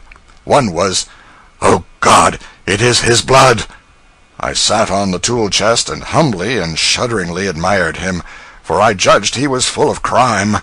At last he said in a low voice, "My little friend, can you keep a secret?" I eagerly said I could. "A dark and dreadful one?" I satisfied him on that point. "Then I will tell you some passages in my history, for, oh, I must relieve my burdened soul, or I shall die." He cautioned me once more to be as silent as the grave. Then he told me he was a red-handed murderer. He put down his plane, held his hands out before him, contemplated them sadly, and said, "Look, with these hands I have taken the lives of 30 human beings." The effect which this had upon me was an inspiration to him, and he turned himself loose upon his subject with interest and energy. He left generalizing, and went into details, began with his first murder, described it, told what measures he had taken to avert suspicion, then passed to his second homicide, his third, his fourth, and so on. He had always done his murders with a bowie knife, and he made all my hairs rise by suddenly snatching it out and showing it to me. At the end of this first séance, I went home with 6 of his fearful secrets among my freightage, and found them a great help to my dreams, which had been sluggish for a while back. I sought him again and again on my Saturday holidays. In fact, I spent the summer with him, all of which was valuable to me. His fascinations never diminished, for he threw something fresh and stirring in the way of horror into each successive murder. He always gave names, dates, places, everything. This, by and by, enabled me to note 2 things: that he had killed his victims in every quarter of the globe, and that these victims were always named Lynch. The destruction of the Lynches went serenely on, Saturday after Saturday, until the original 30 had multiplied to 60, and more to be heard from yet. Then my curiosity got the better of my timidity, and I asked how it happened that these justly punished persons all bore the same name. My hero said he had never divulged that dark secret to any living being, but felt that he could trust me, and therefore he would lay bare before me the story of his sad and blighted life. He had loved one too fair for earth, and she had reciprocated with all the sweet affection of her pure and noble nature. But he had a rival, a base hireling named Archibald Lynch, who said the girl should be his, or he would dye his hands in her heart's best blood. The carpenter, innocent and happy in love's young dream, gave no weight to the threat, but led his golden-haired darling to the altar, and there the two were made one. There also, just as the minister's hands were stretched in blessing over their heads, the fell deed was done with a knife, and the bride fell a corpse at her husband's feet. And what did the husband do? He plucked forth that knife, and kneeling by the body of his lost one, swore to consecrate his life to the extermination of all the human scum that bear the hated name of Lynch. That was it. He had been hunting down the Lynches and slaughtering them from that day to this, 20 years. He had always used that same consecrated knife. With it he had murdered his long array of Lynches, and with it he had left upon the forehead of each victim a peculiar mark, a cross, deeply incised. Said he, "The cross of the mysterious avenger is known in Europe, in America, in China, in Siam, in the tropics, in the polar seas, in the deserts of Asia, in all the earth. Wherever in the uttermost parts of the globe a Lynch has penetrated, there has the mysterious cross been seen, and those who have seen it have shuddered and said, 'It is his mark. He has been here.' You have heard of the mysterious avenger. Look upon him, for before you stands no less a person. But beware, breathe not a word to any soul. Be silent and wait. Some morning this town will flock aghast to view a gory corpse. On its brow will be seen the awful sign, and men will tremble and whisper, 'He has been here. It is the mysterious avenger's mark.' You will come here, but I shall have vanished. You will see me no more." This ass had been reading the Gibbenenose, no doubt, and had had his poor romantic head turned by it, but as I had not yet seen the book then, I took his inventions for truth, and did not suspect that he was a plagiarist. However, we had a Lynch living in the town, and the more I reflected upon his impending doom, the more I could not sleep. It seemed my plain duty to save him, and a still plainer and more important duty to get some sleep for myself. So at last I ventured to go to Mr. Lynch and tell him what was about to happen to him, under strict secrecy.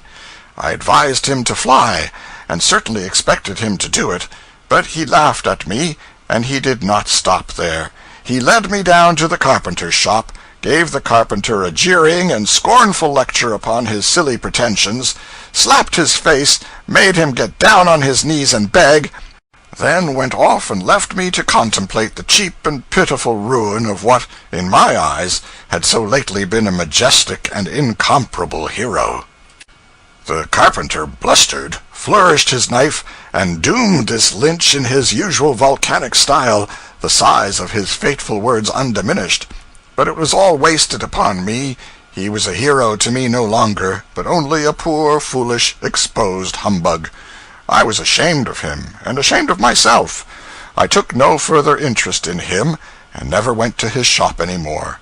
He was a heavy loss to me, for he was the greatest hero I had ever known. The fellow must have had some talent, for some of his imaginary murders were so vividly and dramatically described that I remember all their details yet. The people of Hannibal are not more changed than is the town. It is no longer a village. It is a city, with a mayor and a council and waterworks, and probably a debt. It has 15,000 people, is a thriving and energetic place, and is paved like the rest of the West and South, where a well-paved street and a good sidewalk are things so seldom seen that one doubts them when he does see them. The customary half-dozen railways center in Hannibal now, and there is a new depot which cost $100,000. In my time the town had no specialty and no commercial grandeur. The daily packet usually landed a passenger and bought a catfish, and took away another passenger and a hatful of freight. But now a huge commerce in lumber has grown up, and a large miscellaneous commerce is one of the results. A deal of money changes hands there now. Bear Creek, so called perhaps because it was always so particularly bare of bears, is hidden out of sight now, under islands and continents of piled lumber, and nobody but an expert can find it.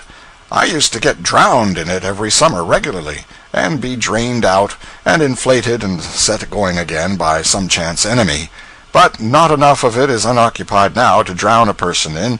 It was a famous breeder of chills and fever in its day. I remember one summer when everybody in town had this disease at once. Many chimneys were shaken down, and all the houses were so racked that the town had to be rebuilt. The chasm or gorge between Lover's Leap and the hill west of it is supposed by scientists to have been caused by glacial action. This is a mistake. There is an interesting cave a mile or two below Hannibal among the bluffs. I would have liked to revisit it, but had no time. In my time, the person who then owned it turned it into a mausoleum for his daughter, aged 14. The body of this poor child was put into a copper cylinder filled with alcohol, and this was suspended in one of the dismal avenues of the cave. The top of the cylinder was removable, and it was said to be a common thing for the base order of tourists to drag the dead face into view and examine it and comment upon it. Chapter 56. A Question of Law. The slaughterhouse is gone from the mouth of Bear Creek, and so is the small jail, or calaboose, which once stood in its neighborhood.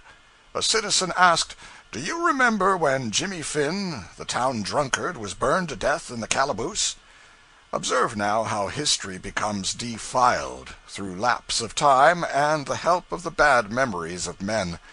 Jimmy Finn was not burned in the calaboose, but died a natural death in a tan vat, of a combination of delirium tremens and spontaneous combustion.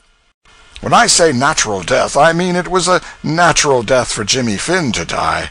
The calaboose victim was not a citizen. He was a poor stranger, a harmless, whiskey-sodden tramp. I know more about his case than anybody else. I knew too much of it, in that bygone day, to relish speaking of it. That tramp was wandering about the streets one chilly evening with a pipe in his mouth, and begging for a match. He got neither matches nor courtesy. On the contrary, a troop of bad little boys followed him around and amused themselves with nagging and annoying him. I assisted. But at last some appeal which the wayfarer made for forbearance, accompanying it with a pathetic reference to his forlorn and friendless condition, touched such sense of shame and remnant of right feeling as were left in me, and I went away and got him some matches, and then hied me home and to bed, heavily weighted as to conscience, and unbuoyant in spirit. An hour or two afterward, the man was arrested and locked up in the calaboose by the marshal, large name for a constable, but that was his title. At 2 in the morning, the church bells rang for fire, and everybody turned out, of course, I with the rest. The tramp had used his matches disastrously. He had set his straw bed on fire, and the oaken sheathing of the room had caught. When I reached the ground, 200 men, women, and children stood massed together, transfixed with horror, and staring at the grated windows of the jail. Behind the iron bars, and tugging frantically at them, and screaming for help, stood the tramp. He seemed like a black object set against the sun, so white and intense was the light at his back. That marshal could not be found, and he had the only key. A battering ram was quickly improvised, and the thunder of its blows upon the door had so encouraging a sound that the spectators broke into wild cheering, and believed the merciful battle won. But it was not so. The timbers were too strong. They did not yield. It was said that the man's death grip still held fast to the bars after he was dead, and that in this position the fires wrapped him about and consumed him. As to this I do not know. What was seen after I recognized the face that was pleading through the bars was seen by others, not by me. I saw that face, so situated, every night for a long time afterward, and I believed myself as guilty of the man's death as if I had given him the matches purposely, that he might burn himself up with them. I had not a doubt that I should be hanged if my connection with this tragedy were found out. The happenings and the impressions of that time are burnt into my memory, and the study of them entertains me as much now as they did themselves distressed me then. If anybody spoke of that grisly matter, I was all ears in a moment, and alert to hear what might be said, for I was always dreading and expecting to find out that I was suspected. And so fine and so delicate was the perception of my guilty conscience that it often detected suspicion in the most purposeless remarks, and in looks, gestures, glances of the eye which had no significance, but which sent me shivering away in a panic of fright just the same. And how sick it made me when somebody dropped, howsoever carelessly and barren of intent, the remark that "murder will out." For a boy of 10 years, I was carrying a pretty weighty cargo. All this time I was blessedly forgetting one thing, the fact that I was an inveterate talker in my sleep. But one night I awoke and found my bedmate, my younger brother, sitting up in bed and contemplating me by the light of the moon. I said, "What is the matter? You talk so much I can't sleep." I came to a sitting posture in an instant, with my kidneys in my throat and my hair on end. "What did I say? Quick, out with it. What did I say?" "Nothing much." "It's a lie. You know everything." "Everything about what?" "You know well enough. About that." "About what? I don't know what you are talking about. I think you are sick or crazy or something. But anyway, you're awake, and I'll get to sleep while I've got a chance." He fell asleep, and I lay there in a cold sweat, turning this new terror over in the whirling chaos which did duty as my mind. The burden of my thought was, how much did I divulge? How much does he know? What a distress is this uncertainty! But by and by I evolved an idea. I would wake my brother and probe him with a supposititious case. I shook him up and said, "Suppose a man should come to you drunk." "This is foolish. I never get drunk." "I don't mean you, idiot. I mean the man. Suppose a man should come to you drunk, and borrow a knife or a tomahawk or a pistol, and you forgot to tell him it was loaded, and—" "How could you load a tomahawk?" "I don't mean the tomahawk, and I didn't say the tomahawk. I said the pistol. Now don't you keep breaking in that way, because this is serious. There's been a man killed." "What? In this town?" "Yes, in this town." "Well, go on. I won't say a single word." "Well, then, suppose you forgot to tell him to be careful with it, because it was loaded, and he went off and shot himself with that pistol, fooling with it, you know, and probably doing it by accident, being drunk. Well, would it be murder?" "No. Suicide." No, I don't mean his act. I mean yours. Would you be a murderer for letting him have that pistol?" After deep thought came this answer. "Well, I should think I was guilty of something, maybe murder. Yes, probably murder, but I don't quite know." This made me very uncomfortable. However, it was not a decisive verdict. I should have to set out the real case. There seemed to be no other way. But I would do it cautiously, and keep a watch out for suspicious effects. I said, "I was supposing a case, but I am coming to the real one now. Do you know how the man came to be burned up in the calaboose?" "No." "Have you the least idea?" "Not the least." "Wish you may die in your tracks if you have?" "Yes, wish I may die in my tracks." "Well, the way of it was this. The man wanted some matches to light his pipe. A boy got him some. The man set fire to the calaboose with those very matches and burnt himself up.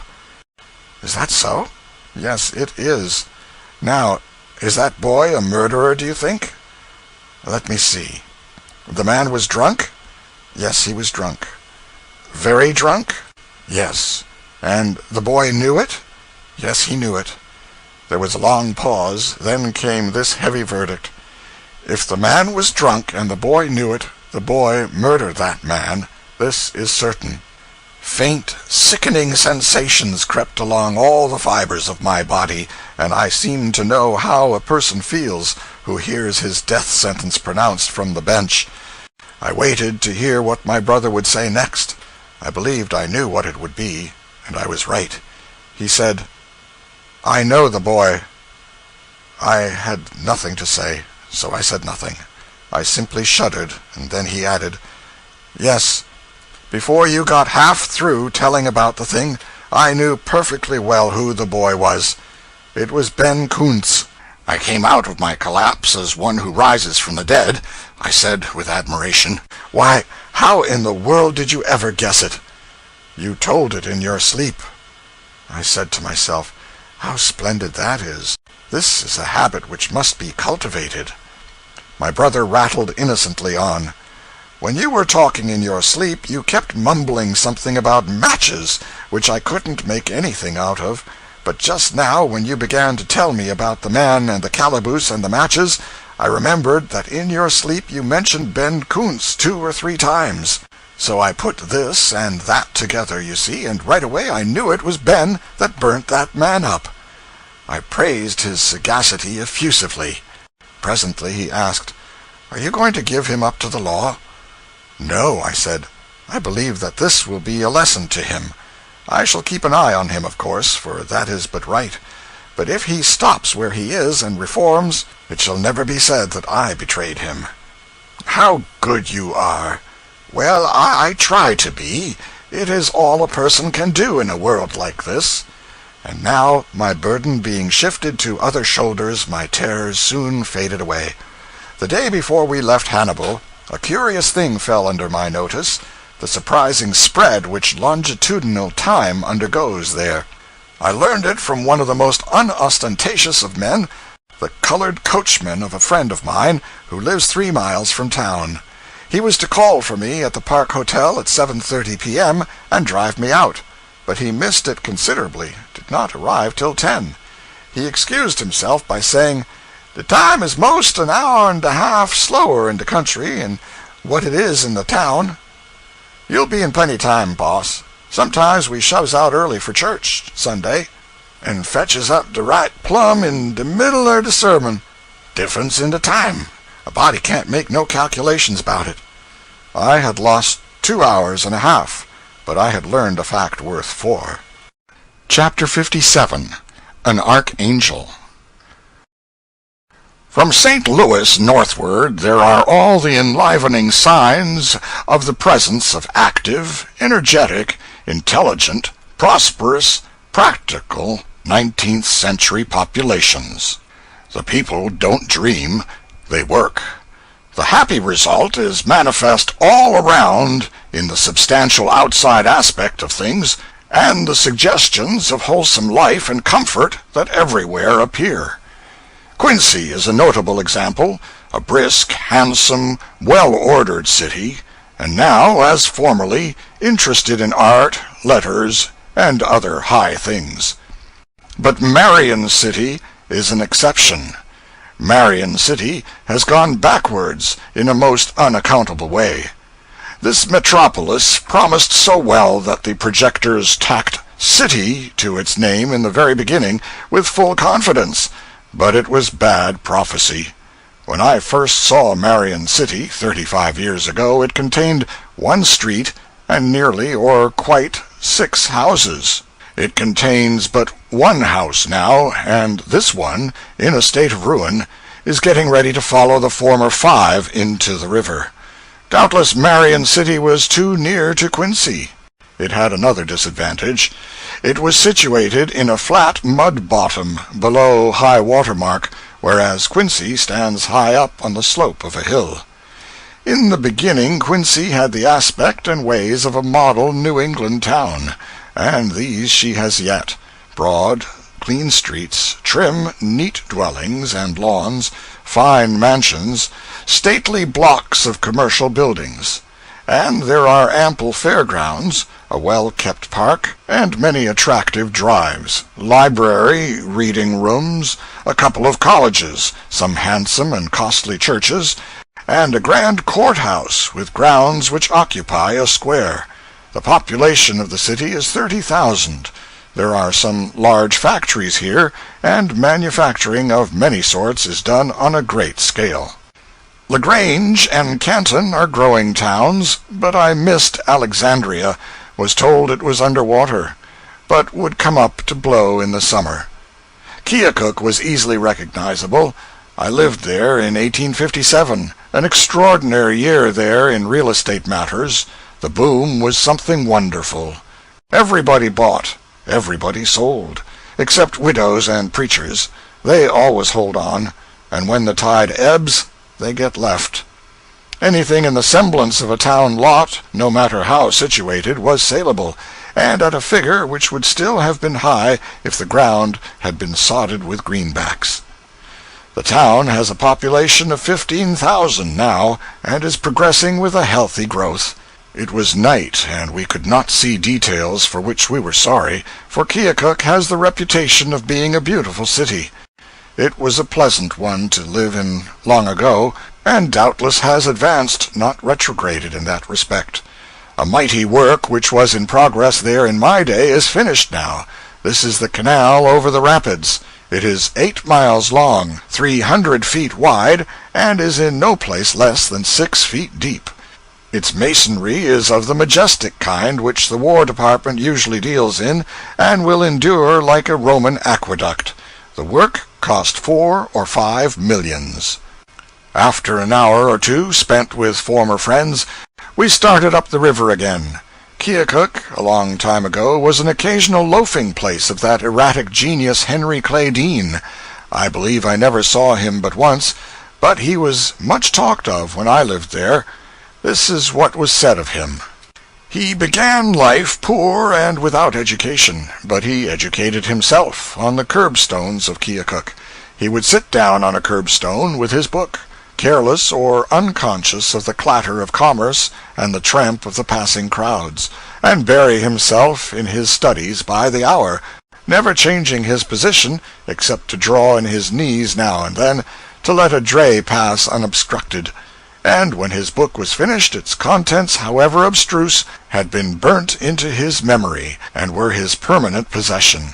In this way he acquired a vast hoard of all sorts of learning, and had it pigeon-holed in his head where he could put his intellectual hand on it whenever it was wanted.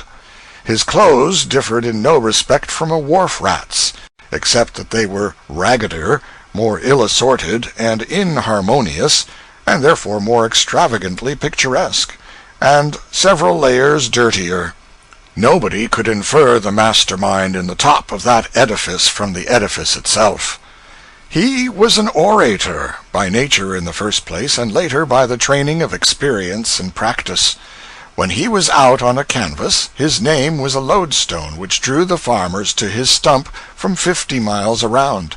His theme was always politics. He used no notes, for a volcano does not need notes. In 1862, a son of Keokuk's late distinguished citizen, Mr. Claggett, gave me this incident concerning Dean. The war feeling was running high in Keokuk in '61, and a great mass meeting was to be held on a certain day in the new Athenaeum. A distinguished stranger was to address the house. After the building had been packed to its utmost capacity with sweltering folk of both sexes, the stage still remained vacant. The distinguished stranger had failed to connect. The crowd grew impatient, and by indignant and rebellious. About this time a distressed manager discovered Dean on a curbstone, explained the dilemma to him, took his book away from him, rushed him into the building the back way, and told him to make for the stage and save his country. Presently a sudden silence fell upon the grumbling audience, and everybody's eyes sought a single point, the wide, empty, carpetless stage. A figure appeared there whose aspect was familiar to hardly a dozen persons present.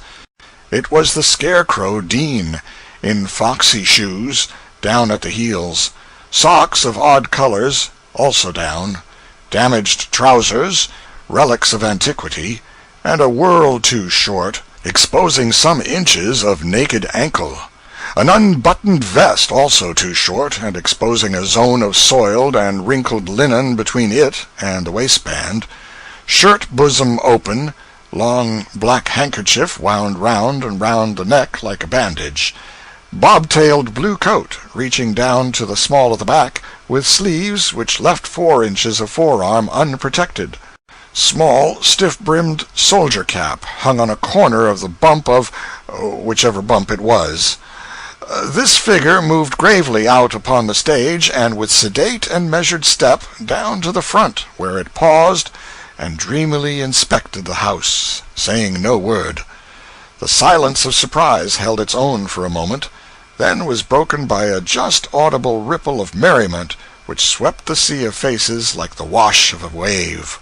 The figure remained as before, thoughtfully inspecting. Another wave started, laughter this time. It was followed by another, then a third, this last one boisterous. And now the stranger stepped back 1 pace, took off his soldier cap, tossed it into the wing, and began to speak with deliberation, nobody listening, everybody laughing and whispering. The speaker talked on unembarrassed, and presently delivered a shot which went home, and silence and attention resulted. He followed it quick and fast with other telling things, warmed to his work, and began to pour his words out instead of dripping them, grew hotter and hotter, and fell to discharging lightnings and thunder. And now the house began to break into applause, to which the speaker gave no heed, but went hammering straight on, unwound his black bandage and cast it away, still thundering, presently discarded the bob-tailed coat and flung it aside, firing up higher and higher all the time, finally flung the vest after the coat, and then, for an untimed period, stood there, like another Vesuvius, spouting smoke and flame, lava and ashes, raining pumice-stone and cinders, shaking the moral earth with intellectual crash upon crash, explosion upon explosion, while the mad multitude stood upon their feet in a solid body, answering back with a ceaseless hurricane of cheers through a thrashing snowstorm of waving handkerchiefs. When Dean came, said Claggett, the people thought he was an escaped lunatic, but when he went, they thought he was an escaped archangel. Burlington, home of the sparkling Burdette, is another hill city, and also a beautiful one. Unquestionably so. A fine and flourishing city with a population of 25,000, and belted with busy factories of nearly every imaginable description. It was a very sober city, too, for the moment, for a most sobering bill was pending, a bill to forbid the manufacture, exportation, importation, purchase, sale, borrowing, lending, stealing, drinking, smelling, or possession by conquest, inheritance, intent, accident, or otherwise, in the state of Iowa, of each and every deleterious beverage known to the human race, except water. This measure was approved by all the rational people in the state, but not by the bench of judges. Burlington has the progressive modern city's full equipment of devices for right and intelligent government, including a paid fire department, a thing which the great city of New Orleans is without, but still employs that relic of antiquity, the independent system. In Burlington, as in all these upper river towns, one breathes a go-ahead atmosphere which tastes good in the nostrils. An opera house has lately been built there, which is in strong contrast with the shabby dens which usually do duty as theaters in cities of Burlington's size. We had no time to go ashore in Muscatine, but had a daylight view of it from the boat. I lived there a while many years ago, but the place now had a different unfamiliar look, so I suppose it has clear outgrown the town which I used to know. In fact, I know it has, for I remember it as a small place, which it isn't now. but I remember it best for a lunatic who caught me out in the fields one Sunday and extracted a butcher knife from his boot and proposed to carve me up with it, unless I acknowledged him to be the only son of the devil. I tried to compromise on an acknowledgment that he was the only member of the family I had met, but that did not satisfy him. He wouldn't have any half-measures. I must say that he was the sole and only son of the devil. He whetted his knife on his boot. It did not seem worth while to make trouble about a little thing like that, so I swung round to his view of the matter and saved my skin whole. Shortly afterward he went to visit his father, and as he has not turned up since, I trust he is there yet. And I remember Muscatine still more pleasantly for its summer sunsets. I have never seen any on either side of the ocean that equaled them. They used the broad, smooth river as a canvas, and painted on it every imaginable dream of color, from the mottled daintiness and delicacies of the opal all the way up through cumulative intensities to blinding purple and crimson conflagrations, which were enchanting to the eye, but sharply tried it at the same time. All the upper Mississippi region has these extraordinary sunsets as a familiar spectacle. It is the true sunset land. I am sure no other country can show so good a right to the name. The sunrises are also said to be exceedingly fine. I do not know. Chapter 58. On the Upper River. The big towns drop in thick and fast now, and between stretch processions of thrifty farms, not desolate solitude. Hour by hour the boat plows deeper and deeper into the great and populous Northwest, and with each successive section of it which is revealed, one's surprise and respect gather emphasis and increase. Such a people, and such achievements as theirs compel homage. This is an independent race, who think for themselves, and who are competent to do because they are educated and enlightened. They read. They keep abreast of the best and newest thought. They fortify every weak place in their land with a school, a college, a library, and a newspaper. And they live under law. Solicitude for the future of a race like this is not in order. This region is new, so new that it may be said to be still in its babyhood. By what it has accomplished while still teething, one may forecast what marvels it will do in the strength of its maturity.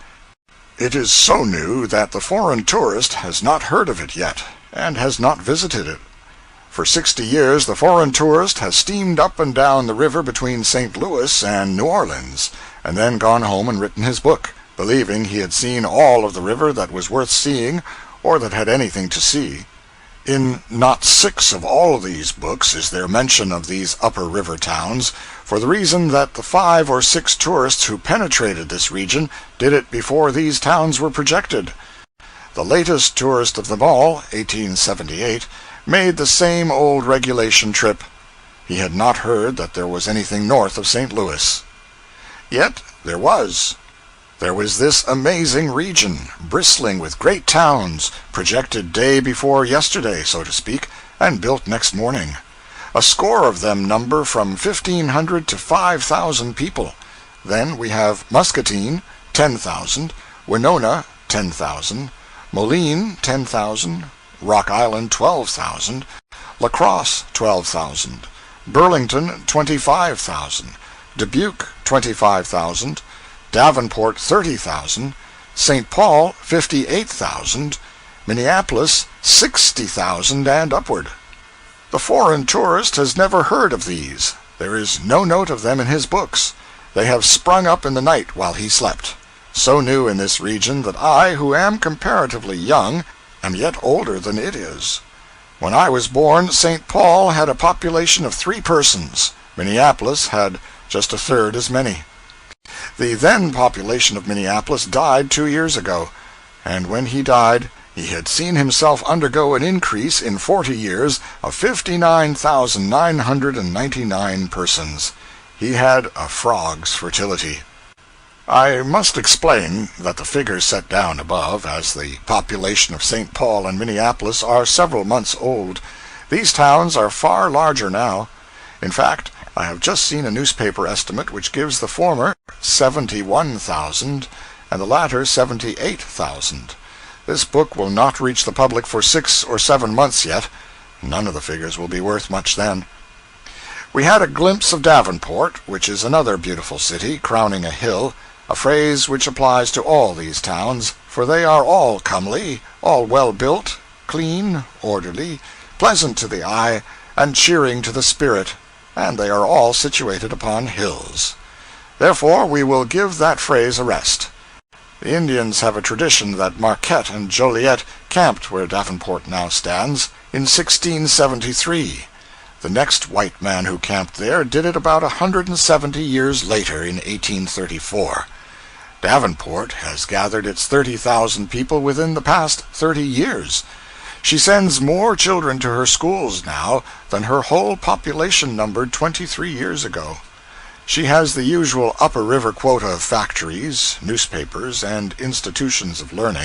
She has telephones, local telegraphs, an electric alarm, and an admirable paid fire department consisting of 6 hook and ladder companies, 4 steam fire engines, and 30 churches. Davenport is the official residence of 2 bishops, Episcopal and Catholic. Opposite Davenport is the flourishing town of Rock Island, which lies at the foot of the upper rapids. A great railroad bridge connects the 2 towns, one of the 13 which fret the Mississippi and the pilots between St. Louis and St. Paul.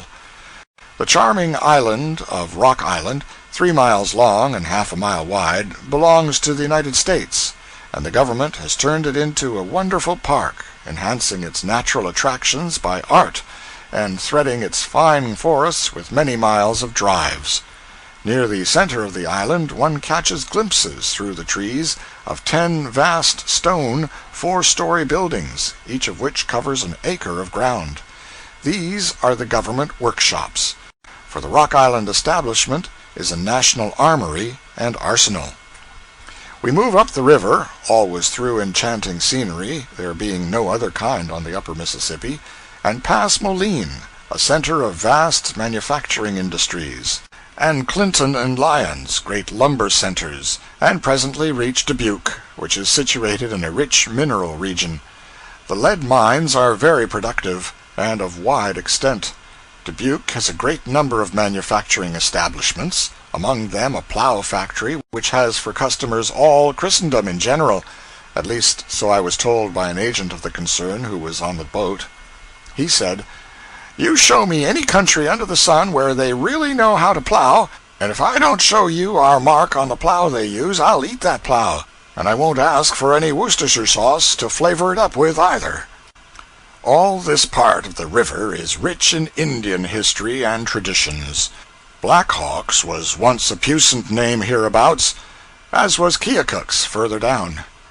A few miles below Dubuque is the Tête de Mort, Death's Head Rock, or bluff, to the top of which the French drove a band of Indians in early times, and cooped them up there, with death for a certainty, and only the manner of it matter of choice, to starve or jump off and kill themselves.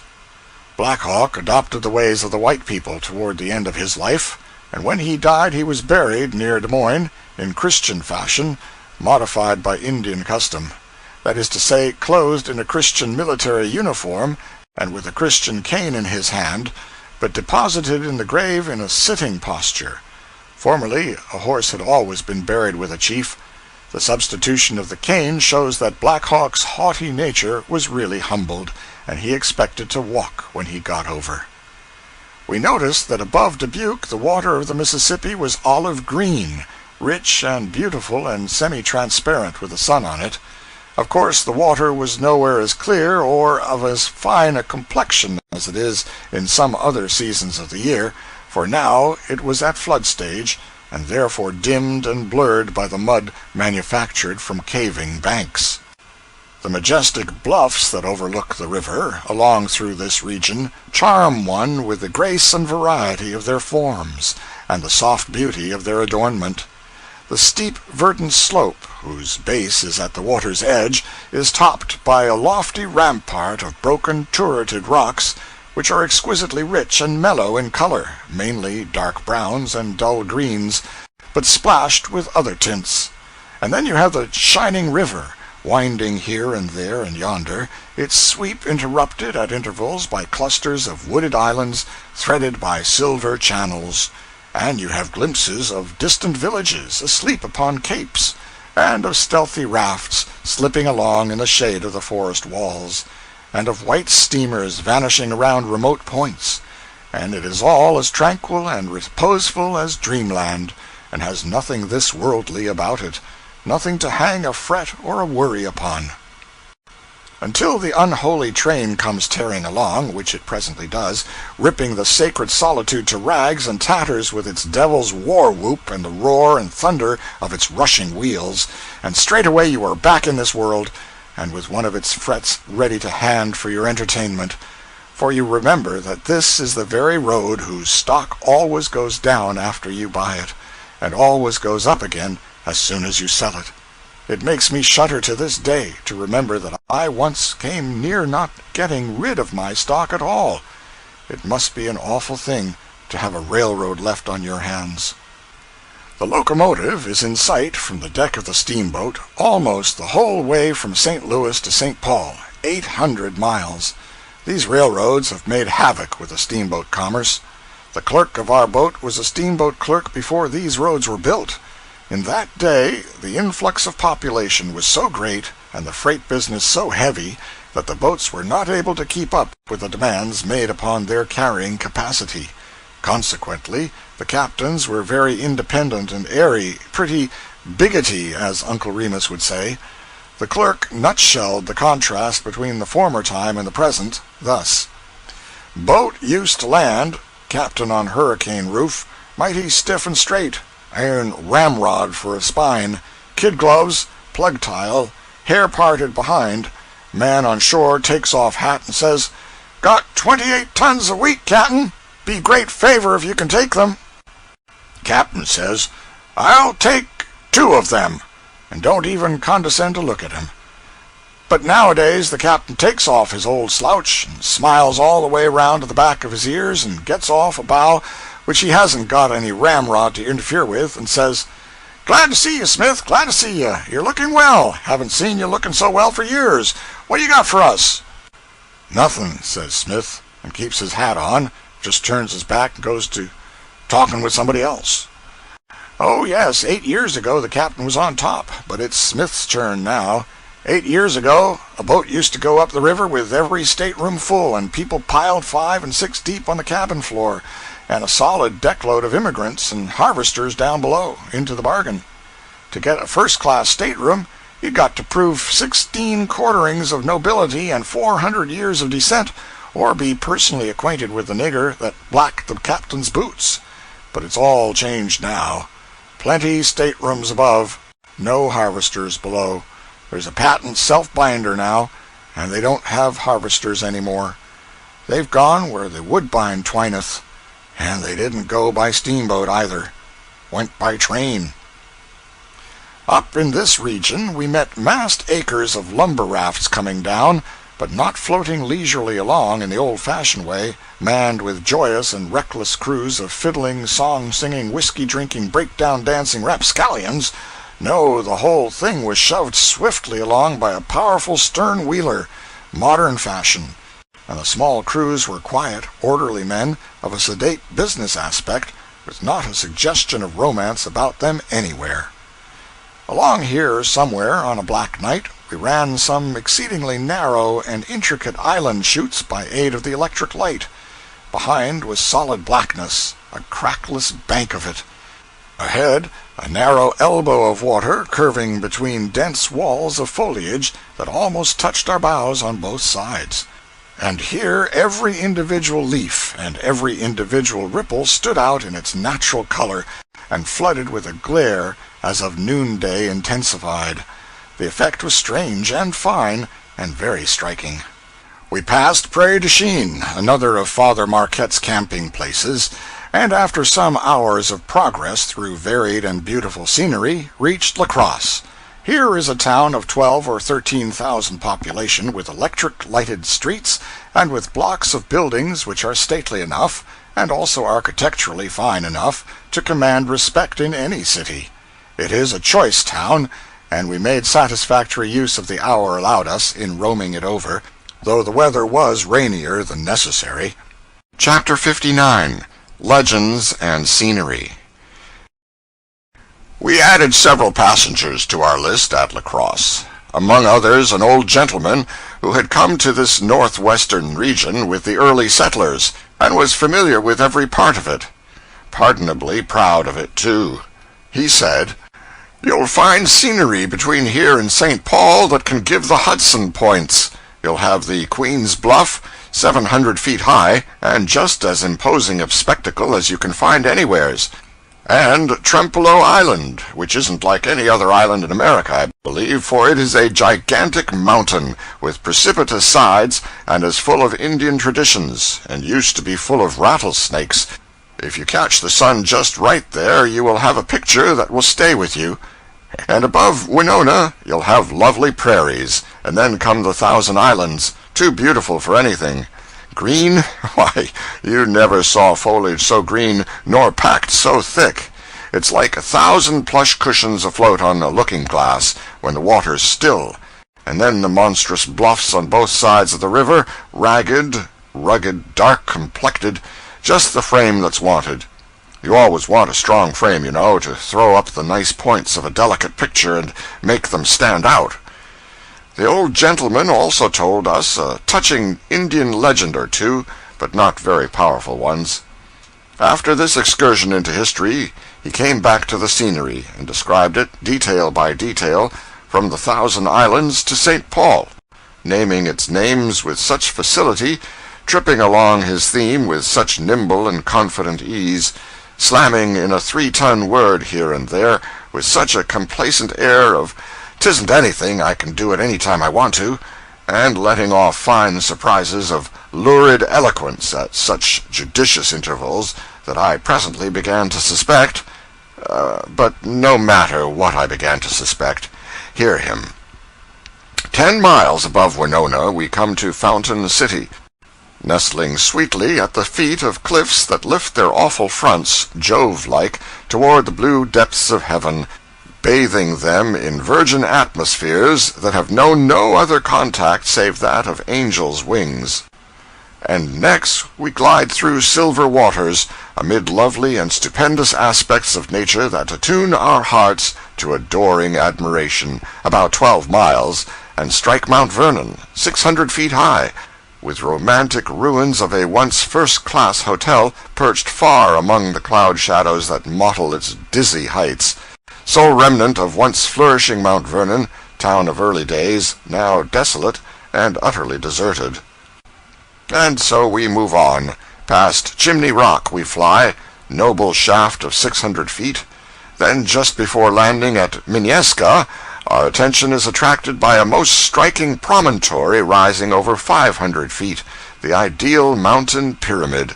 Its conic shape, thickly wooded surface girding its sides, and its apex like that of a cone, cause the spectator to wonder at nature's workings. From its dizzy heights, superb views of the forests, streams, bluffs, hills and dales below, and beyond for miles, are brought within its focus. What grander river scenery can be conceived as we gaze upon this enchanting landscape from the uppermost point of these bluffs upon the valleys below? The primeval wildness and awful loneliness of these sublime creations of nature and nature's God excite feelings of unbounded admiration, and the recollection of which can never be effaced from the memory as we view them in any direction. Next we have the lion's head and the lioness's head, carved by nature's hand to adorn and dominate the beauteous stream, and then anon the river widens, and a most charming and magnificent view of the valley before us suddenly bursts upon our vision. Rugged hills clad with verdant forests from summit to base, level prairie lands, holding in their lap the beautiful Wabasha, city of the healing waters, puissant foe of Bright's disease, and that grandest conception of nature's works, incomparable Lake Pippin, These constitute a picture whereon the tourist's eye may gaze uncounted hours with rapture unappeased and unappeasable. And so we glide along, in due time encountering those majestic domes, the mighty Sugarloaf and the sublime Maiden's Rock, which latter romantic superstition has invested with a voice, and ofttimes as the birch canoe glides near at twilight, the dusky paddler fancies he hears the soft sweet music of the long-departed Winona, darling of Indian song and story. Then Frontenac looms upon our vision, delightful resort of jaded summer tourists. Then progressive Red Wing, and Diamond Bluff, impressive and preponderous in its lone sublimity. Then Prescott, and the St. Croix. And anon we see bursting upon us the domes and steeples of St. Paul, giant young chief of the North, marching with 7 league stride in the van of progress, banner-bearer of the highest and newest civilization, carving his beneficent way with the tomahawk of commercial enterprise, sounding the war-whoop of Christian culture, tearing off the reeking scalp of sloth and superstition to plant there the steam-plow and the schoolhouse, ever in his front stretch arid lawlessness, ignorance, crime, despair. Ever in his wake bloom the jail, the gallows, and the pulpit. And ever— Have you ever traveled with a panorama? I have formerly served in that capacity. My suspicion was confirmed. Do you still travel with it? No, she is laid up till the fall season opens. I am helping now to work up the materials for a tourist guide which the St. Louis and St. Paul Packet Company are going to issue this summer for the benefit of travelers who go by that line. When you were talking of Maiden's Rock, you spoke of the long-departed Winona, darling of Indian song and story. Is she the Maiden of the Rock? And are the two connected by legend? Yes, and a very tragic and painful one, perhaps the most celebrated as well as the most pathetic of all the legends of the Mississippi. We asked him to tell it. He dropped out of his conversational vein and back into his lecture gait without an effort, and rolled on as follows. A little distance above Lake City is a famous point known as Maiden's Rock, which is not only a picturesque spot, but is full of romantic interest from the event which gave it its name. Not many years ago this locality was a favorite resort for the Sioux Indians on account of the fine fishing and hunting to be had there, and large numbers of them were always to be found in this locality. Among the families which used to resort here was one belonging to the tribe of Wabasha. Winona, firstborn, was the name of a maiden who had plighted her troth to a lover belonging to the same band. But her stern parents had promised her hand to another, a famous warrior, and insisted on her wedding him. The day was fixed by her parents, to her great grief. She appeared to accede to the proposal and accompany them to the rock, for the purpose of gathering flowers for the feast. On reaching the rock, Winona ran to its summit, and standing on its edge, upbraided her parents who were below for their cruelty, and then, singing a death dirge, threw herself from the precipice and dashed them in pieces on the rock below. Dashed who in pieces? Her parents? Yes. Well, it certainly was a tragic business, as you say, and moreover, there is a startling kind of dramatic surprise about it which I was not looking for. It is a distinct improvement upon the threadbare form of Indian legend. There are 50 lovers' leaps along the Mississippi from whose summit disappointed Indian girls have jumped, but this is the only jump in the lot that turned out in the right and satisfactory way. What became of Winona?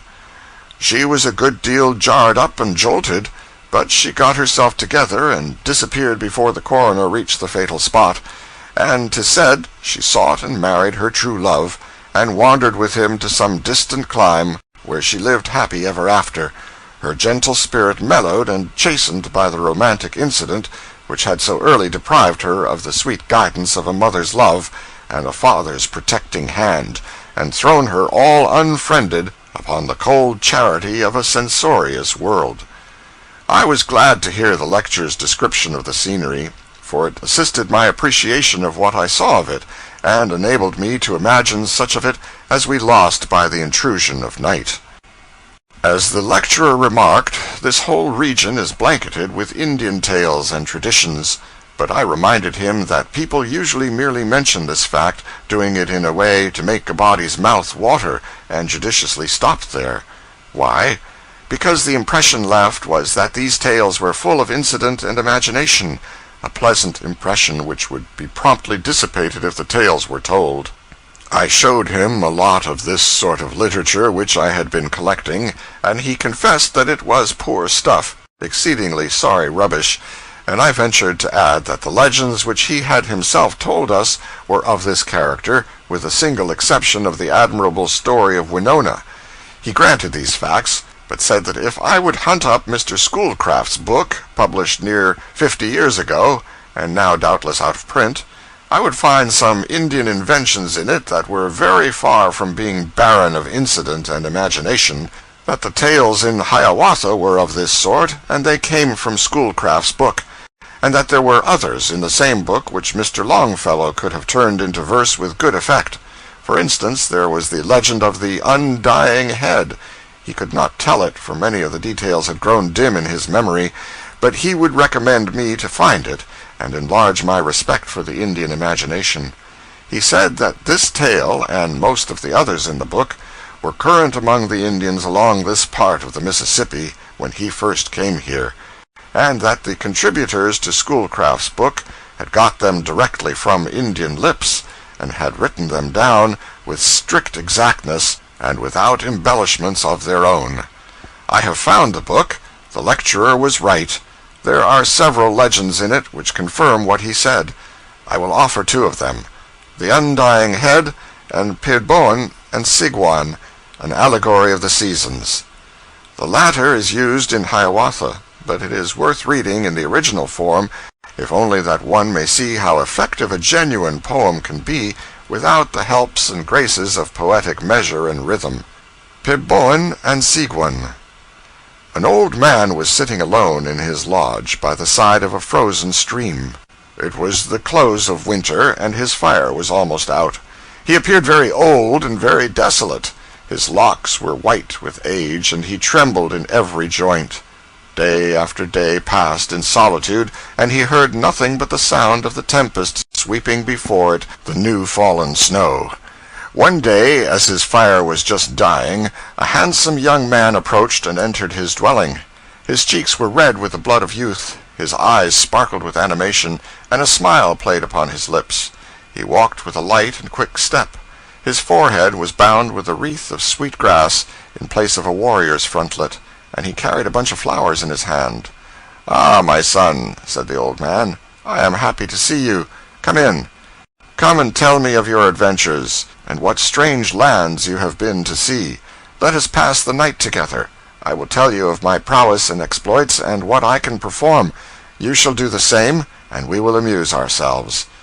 He then drew from his sack a curiously wrought antique pipe, and having filled it with tobacco, rendered mild by a mixture of certain leaves, handed it to his guest.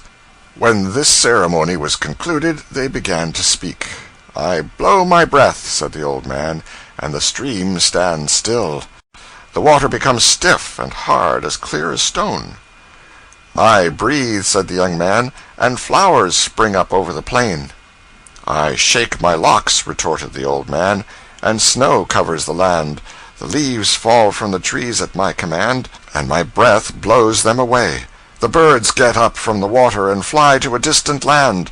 The animals hide themselves from my breath, and the very ground becomes as hard as flint."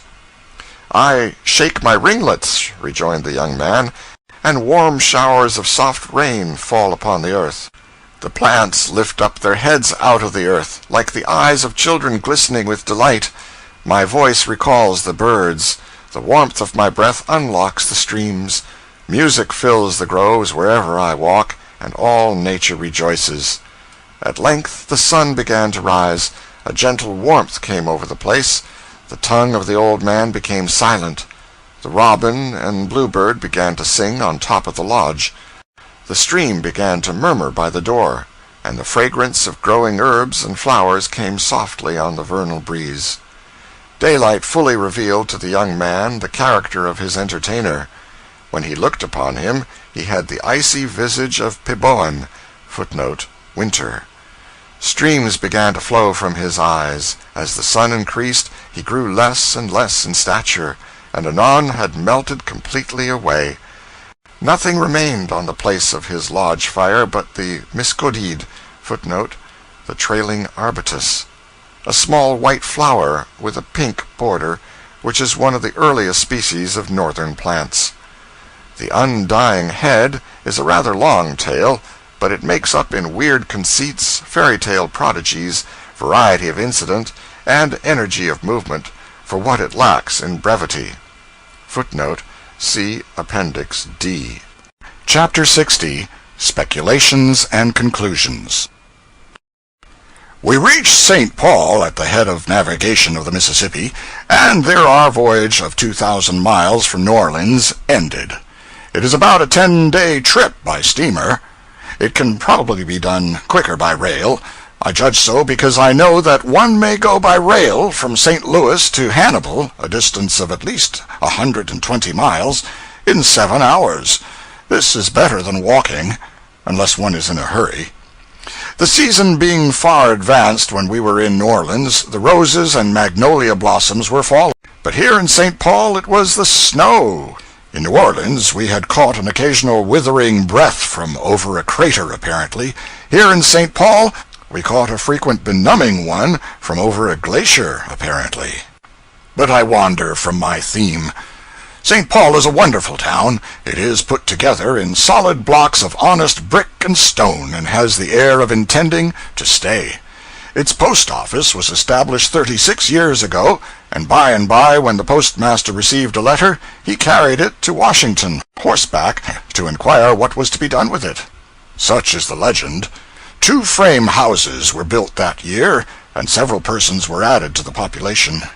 A recent number of the leading St. Paul paper, the Pioneer Press, gives some statistics which furnish a vivid contrast to that old state of things, to wit, population, autumn of the present year, 1882, 71,000.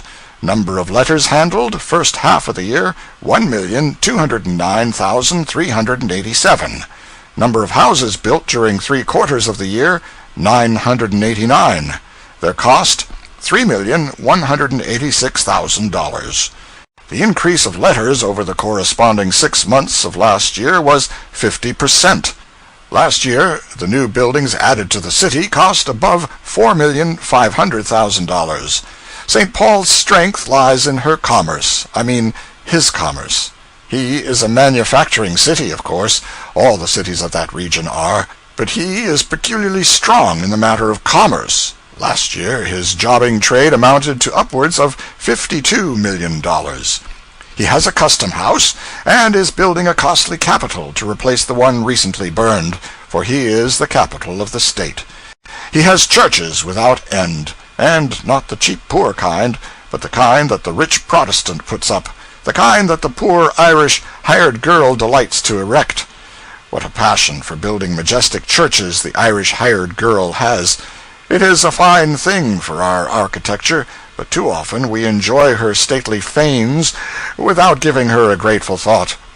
In fact, instead of reflecting that every brick and every stone in this beautiful edifice represents an ache or a pain, and a handful of sweat, and hours of heavy fatigue, contributed by the back and forehead and bones of poverty, it is our habit to forget these things entirely, and merely glorify the mighty temple itself, without vouchsafing one praiseful thought to its humble builder, whose rich heart and withered purse it symbolizes.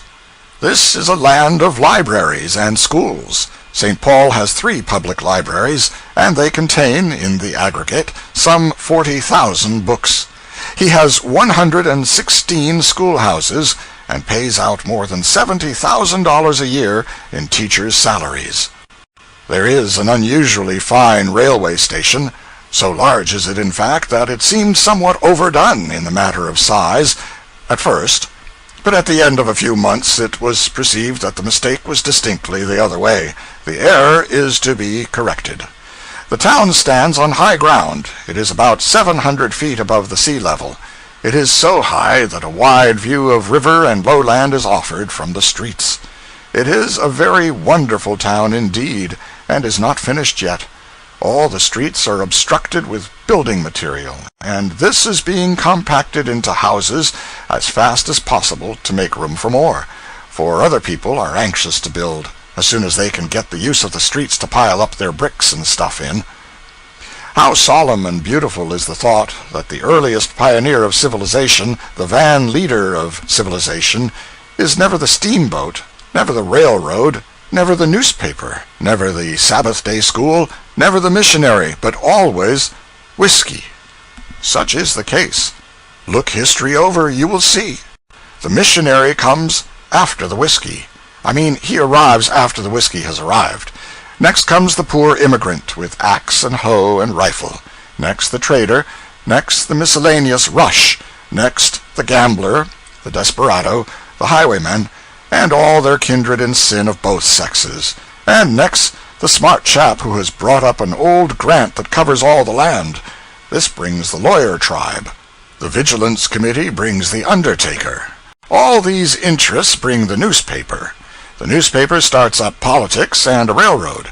All hands turn to and build a church and a jail, and behold, civilization is established forever in the land. But whiskey, you see, was the van leader in this beneficent work. It always is. It was like a foreigner, and excusable in a foreigner, to be ignorant of this great truth and wander off into astronomy, to borrow a symbol. But if he had been conversant with the facts, he would have said, "Westward the jug of empire takes its way."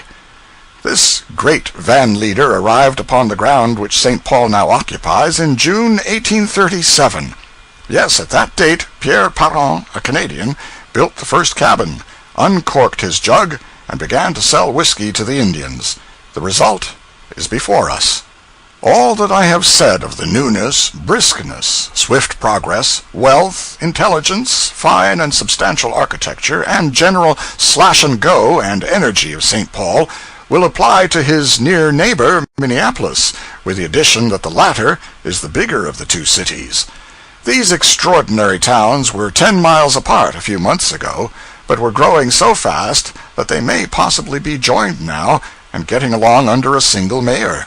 At any rate, within 5 years from now there will be at least such a substantial ligament of buildings stretching between them and uniting them that a stranger will not be able to tell where the one Siamese twin leaves off and the other begins. Combined, they will then number a population of 250,000, if they continue to grow as they are now growing. Thus, this center of population at the head of Mississippi navigation will then begin a rivalry as to numbers with that center of population at the foot of it, New Orleans. Minneapolis is situated at the Falls of St. Anthony, which stretch across the river 1,500 feet and have a fall of 82 feet. A water power which by art has been made of inestimable value, business-wise, though somewhat to the damage of the falls as a spectacle, or as a background against which to get your photograph taken. 30 flouring mills turn out 2,000,000 barrels of the very choicest of flour every year. 20 sawmills produce 200 million feet of lumber annually. Then there are woolen mills, cotton mills, paper and oil mills, and sash, nail, furniture, barrel, and other factories without number, so to speak. The great flouring mills here and at St. Paul use the new process and mash the wheat by rolling instead of grinding it. 16 railroads meet in Minneapolis, and 65 passenger trains arrive and depart daily. In this place, as in St. Paul, journalism thrives. Here there are 3 great dailies, 10 weeklies, and 3 monthlies.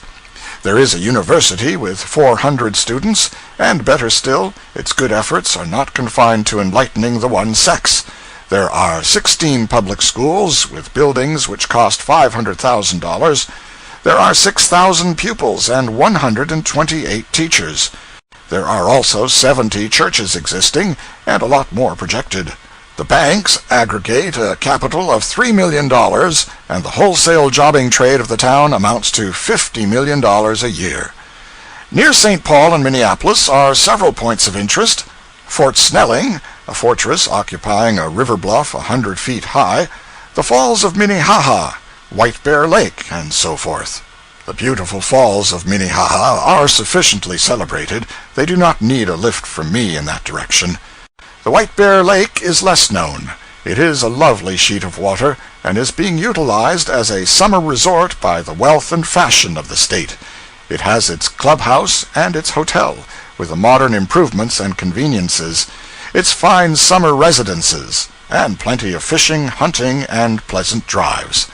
There are a dozen minor summer resorts around about St. Paul and Minneapolis, but the White Bear Lake is the resort. Connected with White Bear Lake is a most idiotic Indian legend. I would resist the temptation to print it here if I could, but the task is beyond my strength. The guidebook names the preserver of the legend and compliments his facile pen. Without further comment or delay, then, let us turn the said facile pen loose upon the reader.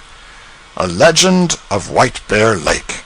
Every spring, for perhaps a century, or as long as there has been a nation of red men, an island in the middle of White Bear Lake has been visited by a band of Indians for the purpose of making maple sugar. Tradition says that many springs ago, while upon this island, a young warrior loved and wooed the daughter of his chief, and it is said also the maiden loved the warrior. He had again and again been refused her hand by her parents, the old chief alleging that he was no brave, and his old consort called him a woman. The sun had again set upon the sugar bush, and the bright moon rose high in the bright blue heavens, when the young warrior took down his flute and went out alone once more to sing the story of his love. The mild breeze gently moved the two gay feathers in his headdress, and as he mounted on the trunk of a leaning tree, the damp snow fell from his feet heavily. As he raised his flute to his lips, his blanket slipped from his well-formed shoulders and lay partly on the snow beneath. He began his weird, wild love song, but soon felt that he was cold, and as he reached back for his blanket, some unseen hand laid it gently on his shoulders. It was the hand of his love, his guardian angel. She took her place beside him, and for the present they were happy. For the Indian has a heart to love, and in this pride he is as noble as in his own freedom, which makes him the child of the forest. As the legend runs, a large white bear, thinking perhaps that polar snows and dismal winter weather extended everywhere, took up his journey southward. He at length approached the northern shore of the lake which now bears his name, walked down the bank, and made his way noiselessly through the deep heavy snow toward the island. It was the same spring ensuing that the lovers met. They had left their first retreat, and were now seated among the branches of a large elm which hung far over the lake. The same tree is still standing, and excites universal curiosity and interest. For fear of being detected, they talked almost in a whisper, and now, that they might get back to camp in good time and thereby avoid suspicion, they were just rising to return, when the maiden uttered a shriek which was heard at the camp, and bounding toward the young brave, she caught his blanket, but missed the direction of her foot and fell, bearing the blanket with her, into the great arms of the ferocious monster. Instantly every man, woman, and child of the band were upon the bank, but all unarmed. Cries and wailings went up from every mouth. What was to be done?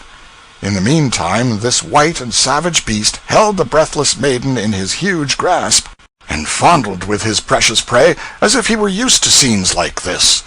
One deafening yell from the lover-warrior is heard above the cries of hundreds of his tribe, and dashing away to his wigwam he grasps his faithful knife, returns almost at a single bound to the scene of fear and fright, rushes out along the leaning tree to the spot where his treasure fell, and springing with the fury of a mad panther, pounced upon his prey. The animal turned, and with one stroke of his huge paw brought the lovers heart to heart. But the next moment the warrior, with one plunge of the blade of his knife, opened the crimson sluices of death, and the dying bear relaxed his hold. That night there was no more sleep for the band or the lovers, and as the young and the old danced about the carcass of the dead monster, the gallant warrior was presented with another plume, and ere another moon had set, he had a living treasure added to his heart. Their children for many years played upon the skin of the white bear from which the lake derives its name, and the maiden and the brave remembered long the fearful scene and rescue that made them one. For Kisemipa and Kagoka could never forget their fearful encounter with the huge monster that came so near to sending them to the happy hunting ground. It is a perplexing business. First she fell down out of the tree, she and the blanket, and the bear caught her and fondled her and the blanket. Then she fell up into the tree again, leaving the blanket.